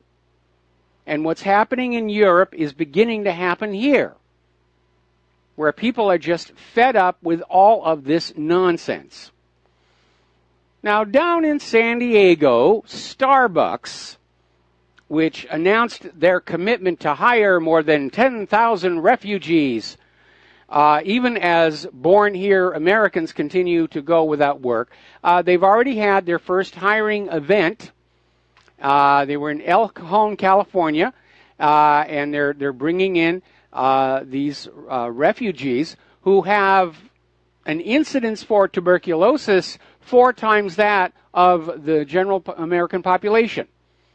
Their TB rates are among the highest in the country. It's drug-resistant TB. It is contagious, and they're being hired to serve you your latte and donut by Starbucks. All right, let's take some phone calls. Fred in Mississippi, aloha. Welcome to the show. What's on your mind? Well, Mike, it's Michigan, Fred. But, Michigan. I'm sorry. I'm sorry. That's all right, man. Well, I couldn't see my cheat sheet. I'm sure Mississippi is a great, great state. Okay. Hey, man, I say boycott Starbucks. I call it up about the Trump swamp. Okay. Yeah. On YouTube. Okay. I want you to check this out, Mike, and everybody in the audience. It's called Trump is the Swamp and Trump's Elite Mafia. Okay. And I'm thinking when this guy, Mnuchin, the week after inauguration, in response to Trump, declaring we need to renegotiate the national debt, which I know to be intrinsically, innately fraudulent, Mnuchin said, oh, no, we're going to honor it. Well, okay. Yeah, that's because Goldman Sachs and all the other Wall Street bankster, gangster, money, zombie junkies, they are private stockholder owners of the Federal Reserve Private Corporation. Yes. And so when are we ever gonna, when is we, grassroots true blue Americans are gonna realize, wait a minute, oh, Michael, I almost forgot. There's a guy. Have you ever heard of a guy being a law student at George Washington or Georgetown University, and he brings legal action against the Federal Reserve, and he succeeds in forcing disclosure that in the Federal Reserve Act of 1913 is the provision that any of us who are holding in reserve, because this law student, David Merrill, and the website to read all about this success story is Keys, plural, Keys, and then TO, Liberty, Keys to Liberty, and then the digit 2.wordpress.com. So David Merrill says, look, we can exchange, according to the Federal Reserve Act, in this legal action that the Supremes, U.S. Supremes, validated in June of 79, that we can take these worthless fiat debt currency notes into a Federal Reserve bank and exchange them for things like silver certificates, for instance. And so that, I don't know, Mike, that seems like one of the best ways that I know to bring it home to folks at the grassroots level. Look, it even says in the Federal Charter, U.S. Constitution, if we're going to have paper money, it's got to be backed by gold or redeem for at least silver dollars. And now we got all this crypto stuff, Bitcoin coming out. What do you want to bet? That's some sort of a covert subterfuge plan to dupe, program the American people into accepting a digital currency where they have absolutely no control. Well, that's what the bankers are always after. They want the money to be in their pocket. They don't want us to actually have anything by which we can store value for ourselves. And when the nation started, the money was the coinage. The metal in the coins was the money, and the paper notes were merely claim checks for convenience. And over time, especially after the assassination of John F. Kennedy, they changed that to convince people. First of all, they took the silver and valuable metals out of the coinage, and then they basically acted like these slugs and these paper notes were the money, even though they don't have any intrinsic value. And even now they're trying to figure out a way where they want all the money technically belonging to them, and they will allow us to use it if we work for them, but it never really leaves their control. And it's a good way to prevent runs on the bank, and it's a tool of enslavement. It's not economics, it's enslavement. In fact, Michael, this guy Merrill, who was the law student that brought the legal action successfully against the FedRes, he said it goes back to 1789. The Saving to Suitors Act provides that we can always have a substance-based money system.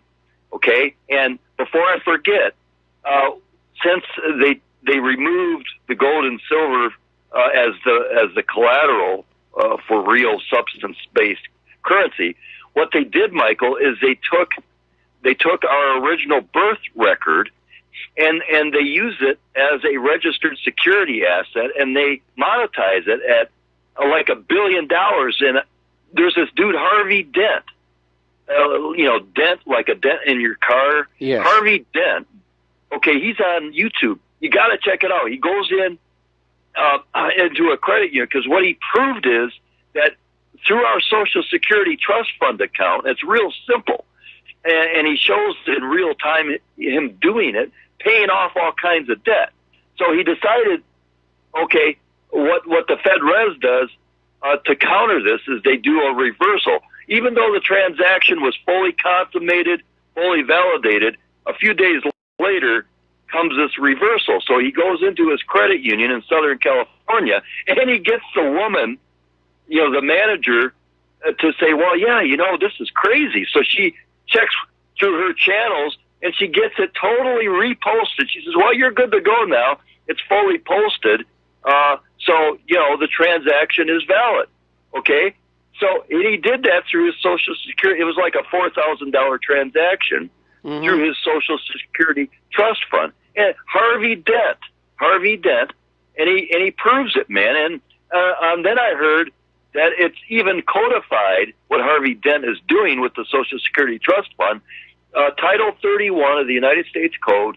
There should be a chapter, but I didn't get the chapter. But it's okay. 31 U.S. Code. This is we're getting a little too involved, and I'm sure people are furiously taking notes here.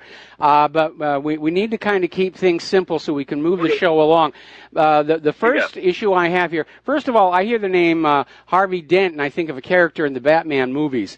Second of all, we all understand what the Federal Reserve is doing is contrary to the Constitution. Virtually everything they've done with the monetary system would be a death penalty crime under the Coinage Act of 1793, which sought to preserve the metal content of the coins and say basically that is the money, and you don't mess with that.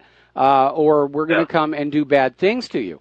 But we've been moved off of that original honest banking system onto a modernized copy of the same crooked predatory banking system we fought the revolution to break free of. Anyway, Fred, we're going to let you go, and we're going to switch over here to David in Los Angeles. David, aloha. Welcome to the show. What's on your mind?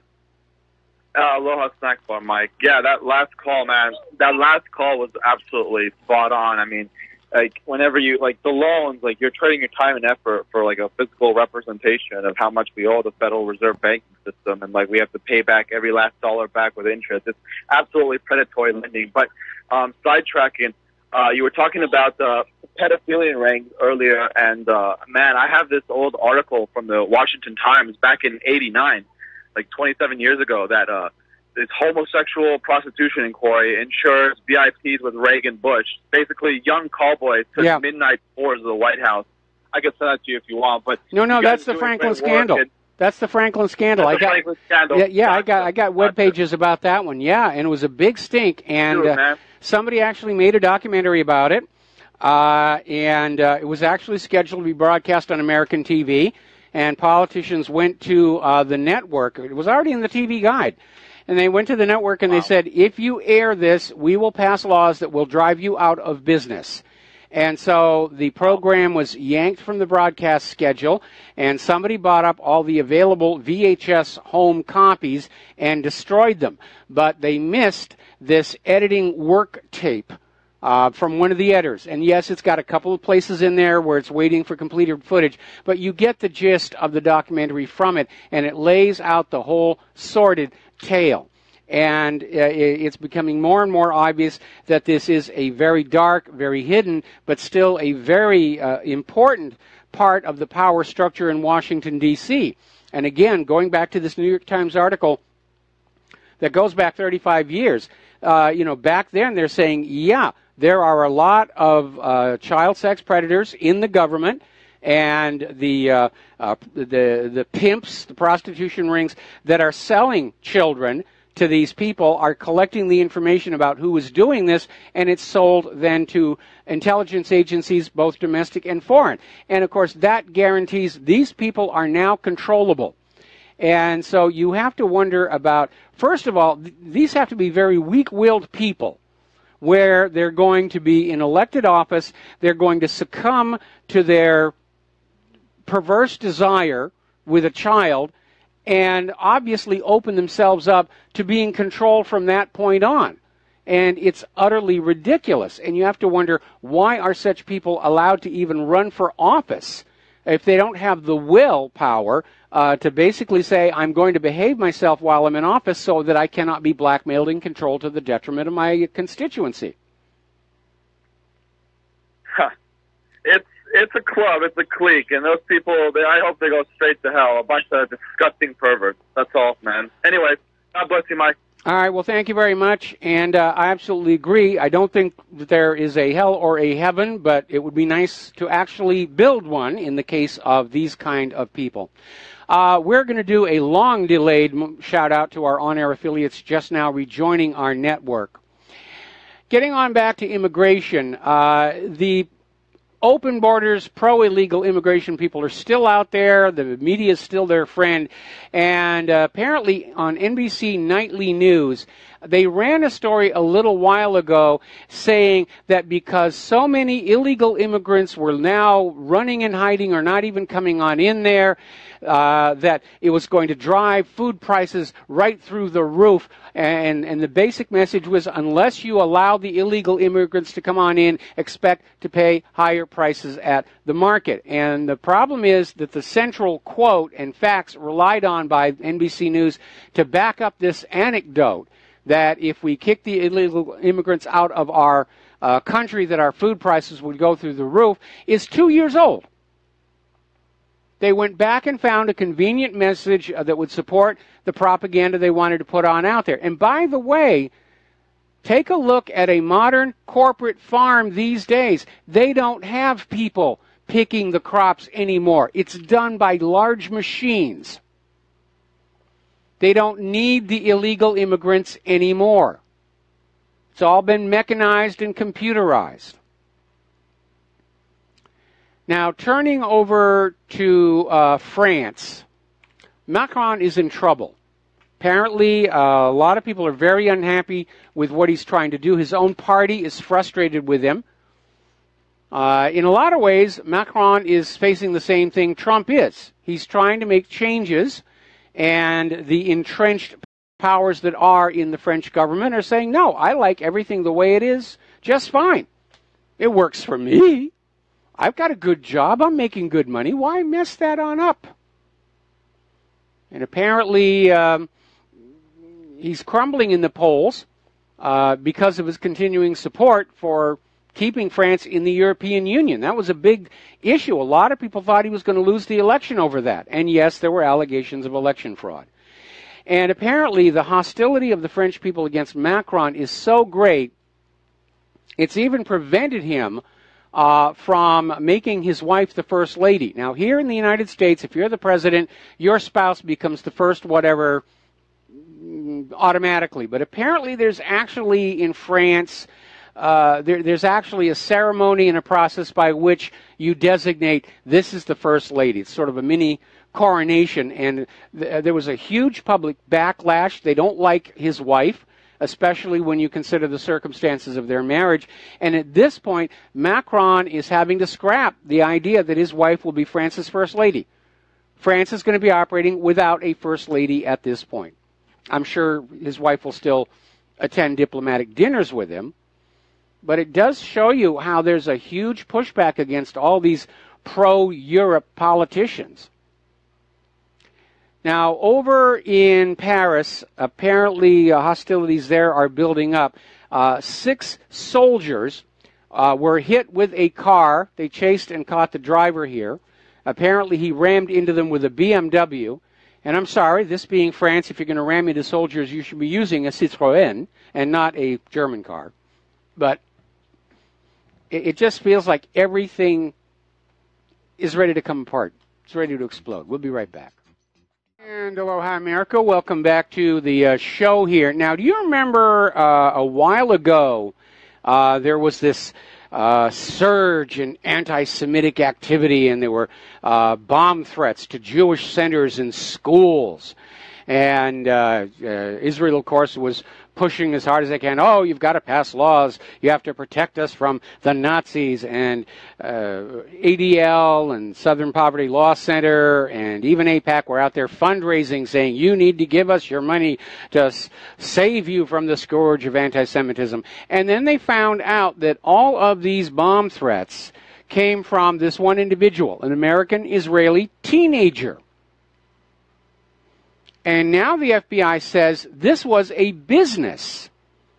He was selling his services on the dark web for about $30 a call, so that anybody who needed an anti-Semitic incident to attract press attention or funding or whatever, they'd call this guy. He'd send in the threat. They'd call the police. Oh, my goodness, the anti-Semites. It was a scam. It was just a gigantic scam. So, moving on here. Now, we're caught in a little bit of a quandary here. On one side, we all want to think that the police force is our friend, that it's here to deal with crime, it's here to protect us from crime. And again, for the vast majority of the police, that is certainly true. Claire and I know some of the local HPD. One of them is a neighbor, very, very good friend. And represents the best of what police work can be. But there are some troublemakers in there. And they are, unfortunately, attracting a lot of attention that is demonizing police work as a whole, and resulting in a political climate where the citizenry is just not inclined to cooperate or support the police departments because they're seeing all this insane stuff going on. And according to this article over in the Free Thought Project, the number of innocent people being killed by the police continues to climb. And so far this year, police are killing an average of over 3 people every single day. And we're talking about people who are gunned down in the wrong home. The police go in the wrong home. They're gunned down. In some cases, it doesn't appear they've done anything at all. And sometimes the police are just wacko with the way they kill dogs and stuff. And not even just that. Over in Portland, Oregon, was a big story where there's this small farmer, Matt Minnick, and apparently some construction on his property damaged a portion of his fence that contained his $1,200 prized New Zealand goat named Volt. And Volt head on out to do goat stuff. Now, as a reminder, when you take a child to a petting zoo, what's the primary animal that will be in there? Goats. They're safe. You pet them. They're not going to hurt anything. And yet a Washington County Sheriff's Office deputy just showed up and shot the goat dead. Didn't try and catch it, didn't try and drive it back toward the fence, just hauled the gun on out and shot it.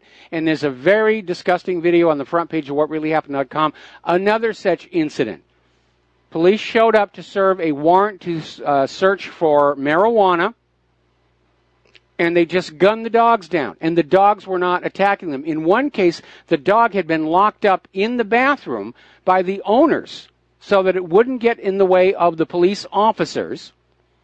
And the police just shot through the door of the bathroom and gunned the dog down. That kind of behavior is destroying the popular image of the police force. And again, I have to ask a question. Are these police all on prescription antidepressants? Or are they simply being made this way by these Israeli security companies? We'll be back after these few words. And aloha, America. Welcome back to our show here. And I'm going to step on back on the talking points here to a couple of areas. Apparently, the U.S. is now throwing more sanctions onto people associated with Venezuela's President Maduro. They're not touching the oil, obviously, but it's another way of putting pressure. And remember, 2 weeks ago, the head of the CIA admitted this is a CIA, U.S.-backed regime change operation. Apparently, they don't even feel that they have to hide it anymore. Yeah, we don't like the way that government is running this country. They're not sending us enough money, so we're going to go on in and give them a new government that we like. Democracy? Ha! Only when you vote for the people we want. Apparently, the Pentagon is now confirming that many of the fighters on the rebel side that were trained by the United States, that were armed by the United States at taxpayer expense, have now taken their training and those arms and joined the Syrian army. They've gone over to the other side. And I don't know what that cost per fighter, but knowing the way the military spending operates, it probably wasn't cheap. Now, Pepe Escobar just had a report come out in Asia Times, and he is joining the chorus of voices saying to be on the alert for some kind of a big false flag that will be blamed on North Korea to get the war going. All right, getting on back to health and safety news here. Once again, I'm ahead of the fashion trend. Because according to this article in IB Times over in Great Britain, more than 1 out of every 8 Americans are now alcoholics. Alcoholism in America has risen 49% in the U.S. in just 11 years. Well, I'm certainly working hard to do my part. And I wish to point out that rampant alcoholism among the general population was another symptom of the Soviet Union just prior to its collapse. Now, over the last several years, more than a few people have noted how holistic doctors, or indeed anybody standing up and challenging the orthodoxy of the medical industrial complex, seems to meet with an untimely end. They'll simply vanish, they get suicided, or they die in very suspicious ways, and apparently there's been another one. The holistic doctor, researcher, and writer Christopher Bailey King, who is an opponent of Big Pharma, was shot dead outside an organic restaurant in Boulder, Colorado on last Memorial Day. It's just now coming on out.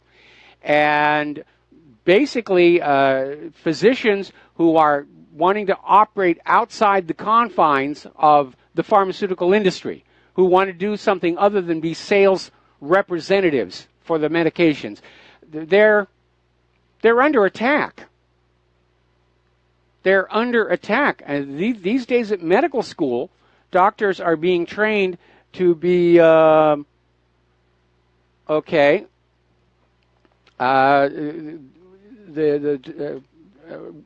sorry, where were doctors who are trying to basically be doctors are being dealt with rather forcefully. Medical school today, it's all about selling the product, how to sell the product, how to convince people they need this medicine.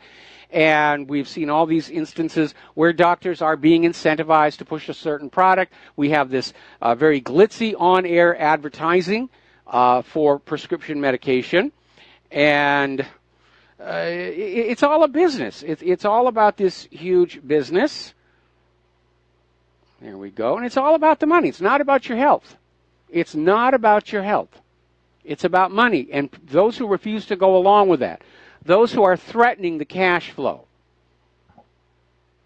It's almost like the entire medical complex has been taken over by organized crime, and they're simply rubbing out anybody who's cutting in on their action. So let's go back on over and talk about Google. The CEO of Google is saying that people must feel free to express their dissent after firing this guy who was dissenting.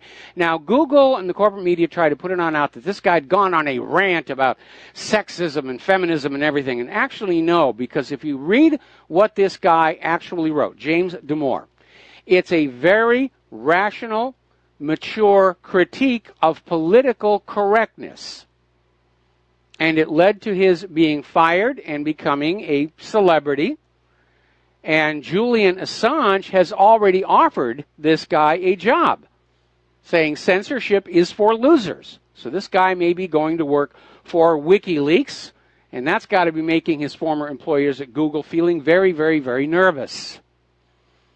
Now, because of what happened to this guy, all of a sudden people inside Google are coming on out. And what they're describing as the work environment in Google, it's a far cry from what that movie made it out to be. Remember that movie, The Interns? Supposed to be about Google, and they're getting all this great stuff, and it's fun, and it's a wonderful work environment. And no, people are coming on out and saying that Google has become a cesspool of anti-conservative hatred, bigotry, and intolerance. And now, apparently, there are a group of women at Facebook, presumably the one who is having to live in her car, who are looking at a class action lawsuit saying that there is a consistent pattern of sexism and pay bias at Google. So Google makes a big front of being liberal and inclusive and diverse and all the rest of it, but they've fallen into the same bad habits as pretty much everybody else. Meanwhile, over at Facebook, apparently they're declaring war on anybody who questions the medical industry. And apparently the Social Media Ministry of Truth has blocked 100% of all posts from Natural News. They do that to whatreallyhappened.com all the time. You try and go on in and you say, there's an interesting article, and here's the URL. You'll get an error message back saying it's a known scam site, or it's a hostile site, or it's an anti-Semitic site, and they'll reject the post. And now they're doing it to Natural News. In fact, they're doing it to everybody who's trying to blow the whistle on dangerous prescription drugs, adverse effects of vaccines, toxic pesticides, and herbicides. Because we're all getting in the way of corporate profit, and that can't be allowed to happen. That's the only real crime. Yes, people are dying. They're getting sick. They're being crippled. That's just the cost of doing business. But getting in the way of corporate profits, that's unforgivable. That's the worst crime there is out there. Apparently, this leaked batch of internal emails from Monsanto are proving to be hugely embarrassing, because apparently it is coming on out just how much effort Monsanto expends colluding with the EPA and the media to suppress information about how dangerous some of their products are, notably their flagship insecticide, a weed killer, glyphosate. Now, the World Health Organization's International Agency for Research on Cancer basically came on out with their study that said glyphosate is a probable human carcinogen. And it resulted in all kinds of lawsuits. And apparently, the editor-in-chief of the journal that had produced some of this information about glyphosate producing non-Hodgkin's lymphoma retracted a damaging glyphosate study, saying it's being retracted, we don't think it's true. Turns out he signed a promotional contract with Monsanto just before he yanked that. In other words, this editor, this corporate media person, was willing to sell out his readers and the health of everybody by taking money from Monsanto and saying, oh, this study, it's worthless. You don't want to see that.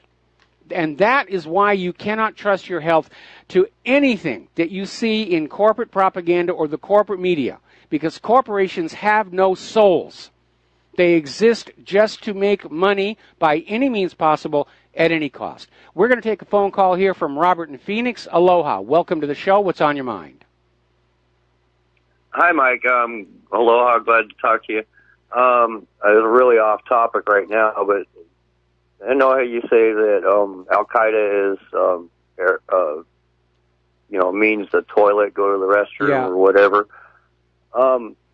I'm hearing that Kofefe is really Arabic for I will stand up. Like, even though all the negative press, I will stand up. And it happened right after he had that big Arabic summit.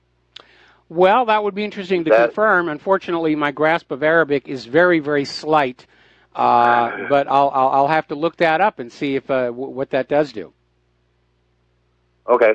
I appreciate it. I know that it's off topic. Thank you very much, Mike. All right. Thanks an awful lot. Right. Now we're talking about science guidelines, diet guidelines, and we've come to understand that very often these are matters of fashion, if not corporate interest.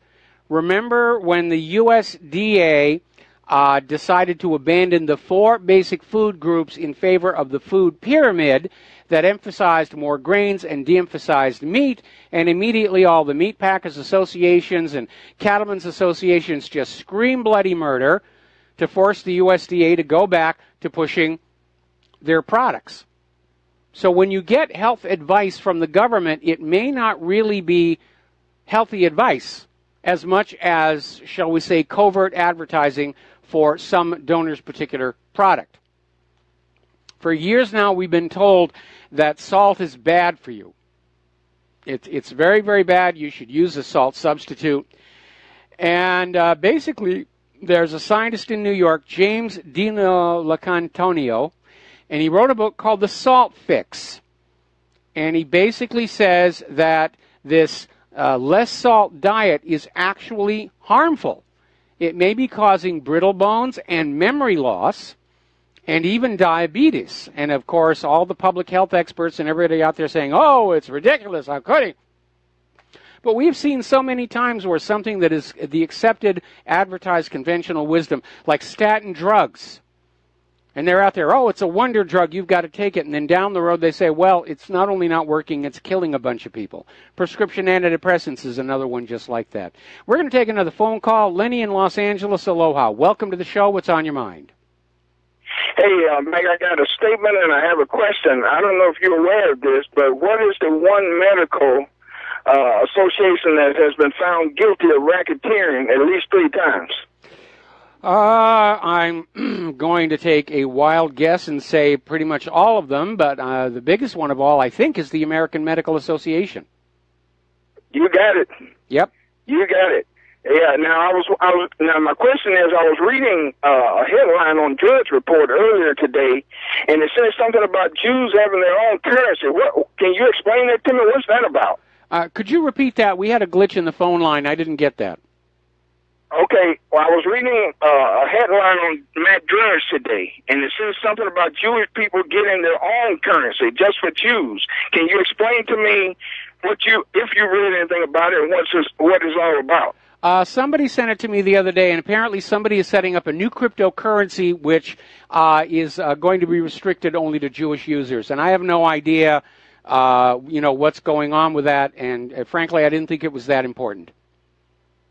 Okay. All right. Have a good day. All right. Same to you. Thanks an awful lot. Now, out at Hanford, we've been talking, I think just yesterday we reported where it's been confirmed the people working at that site near those damaged tunnels and everything have been contaminated with radioactivity. They have inhaled or ingested radioactive particles. It's far more serious than simple exposure to radiation. And according to this article that's coming on out from Zero Hedge, apparently radioactive plutonium dust is being detected in the air near the facility. Apparently there's a leak somewhere. This material is blowing on out a hole somewhere. It's getting caught on the wind, and it's going downwind. Now, when Claire and I lived in Washington State, fortunately, we were upstream and upwind of Hanford, so it was never really a concern. But we knew it was there. Everybody talked about it. What a huge mess it was.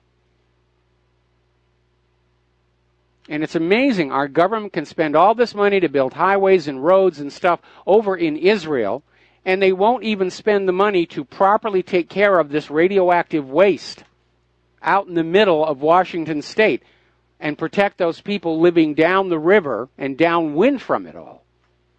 It's the world's most heavily nuclear contaminated site, and the attitude of the U.S. government seems to be, well, cost of doing war. We needed the bomb, and we just have to live with it. Except they don't live with it. They're over on the East Coast. 2 water districts in Sacramento, California are now suing the U.S. government for nearly $1.5 billion for groundwater cleanup.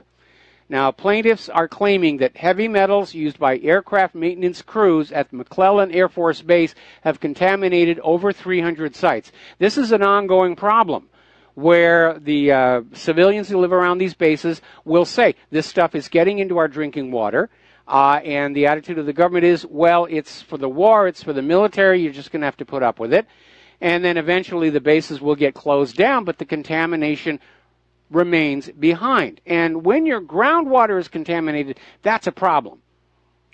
And yes, you can put filtration systems on the taps, but that's a stopgap measure because you're still pouring that water all over the plants, the crops. You're washing in it. It is remarkable how cavalier and reckless government gets when somebody says, oh, there's a war on. Okay, we're going to take another phone call from Dan in New Jersey. Aloha. Welcome to the show. What's on your mind? Mike. Hey, thanks, Mike. I was wondering, what do you think would happen if, when the Social Security checks stop coming in, when the food stamps stop coming in? I mean, that would really scoop the herd into violence very, quickly. And I think maybe they're going to keep the checks rolling in. They're going to keep people happy and subsidized until the timing's right. And I just don't know when do you think that will be? It's hard to forecast that, but here's the problem. The U.S. government is basically running out of money, and they're propping up the entire system by just creating new out of thin air. And we're all beginning to see the effects of this covert inflation at the supermarkets. They can't keep prices down when there's all this new money chasing goods and services around. It's inevitable. All this newly created money has to push prices up. Now, the way the government calculates the rate of inflation, it's as dishonest as the way they calculate the unemployment number. And the reality is when the welfare checks may show up and the food stamps, but if all you can get for all of that money is a stick of gum, yeah, people are going to start to riot. We'll be right back after these few words. And aloha, America. Welcome back to our show. Last segment of our program today here, and we're going to take another phone call. Walt in Texas, aloha. Welcome to the show. What's on your mind? Hello, Mike. Just wanted to make a comment about the Google search results. Those algorithms that they are dealing with. I just find it interesting that, and I'm African American, but I find it interesting that they want to have a diverse workforce, but they don't want to have diverse search engine results. I think that's kind of ironic to me. Well, it is very much so. I mean, Google, YouTube, and Facebook, they're all exerting censorship on behalf of corporate interests, the official U.S. government story, the war agenda, and certainly in the case of Israel as well. Yeah, it is. And people are responding by turning to other venues. Right now, YouTube has brought in the Anti-Defamation League as one of their flaggers. Meaning that anything critical of Israel is going to be flagged and removed from YouTube, which makes YouTube almost useless, unless you want to look at kitten videos or music videos from the last 30 years. There's not much left else out, after they filter out the political content.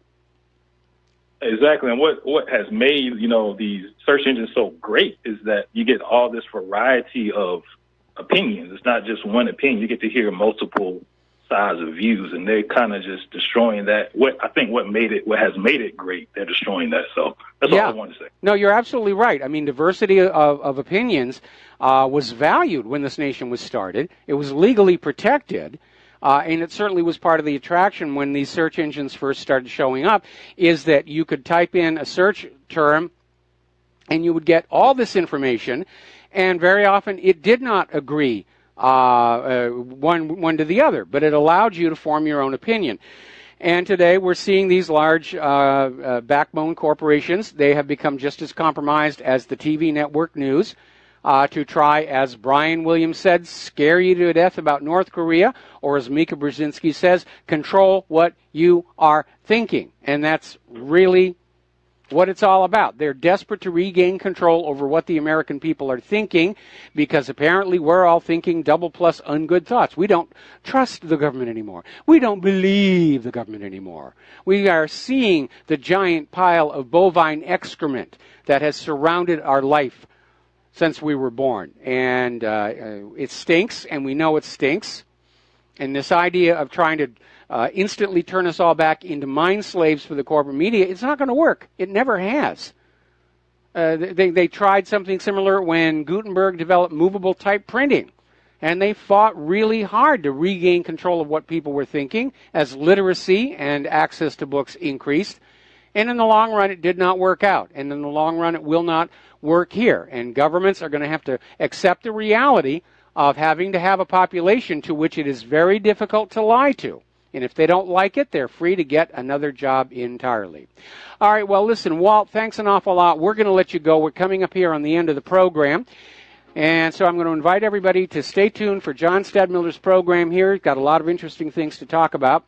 We'll be back tomorrow here on the Republic Broadcasting Network. Until then, stay informed, stay skeptical, stay safe, share what you know with everybody that you know. Thanks for everybody who's sending in contributions, because with our advertisers being messed with and our server being hacked, it's really getting very, very difficult. And we're all under attack. Natural news is under attack. There's a war on against the independent media. Talk to you tomorrow. Aloha, America.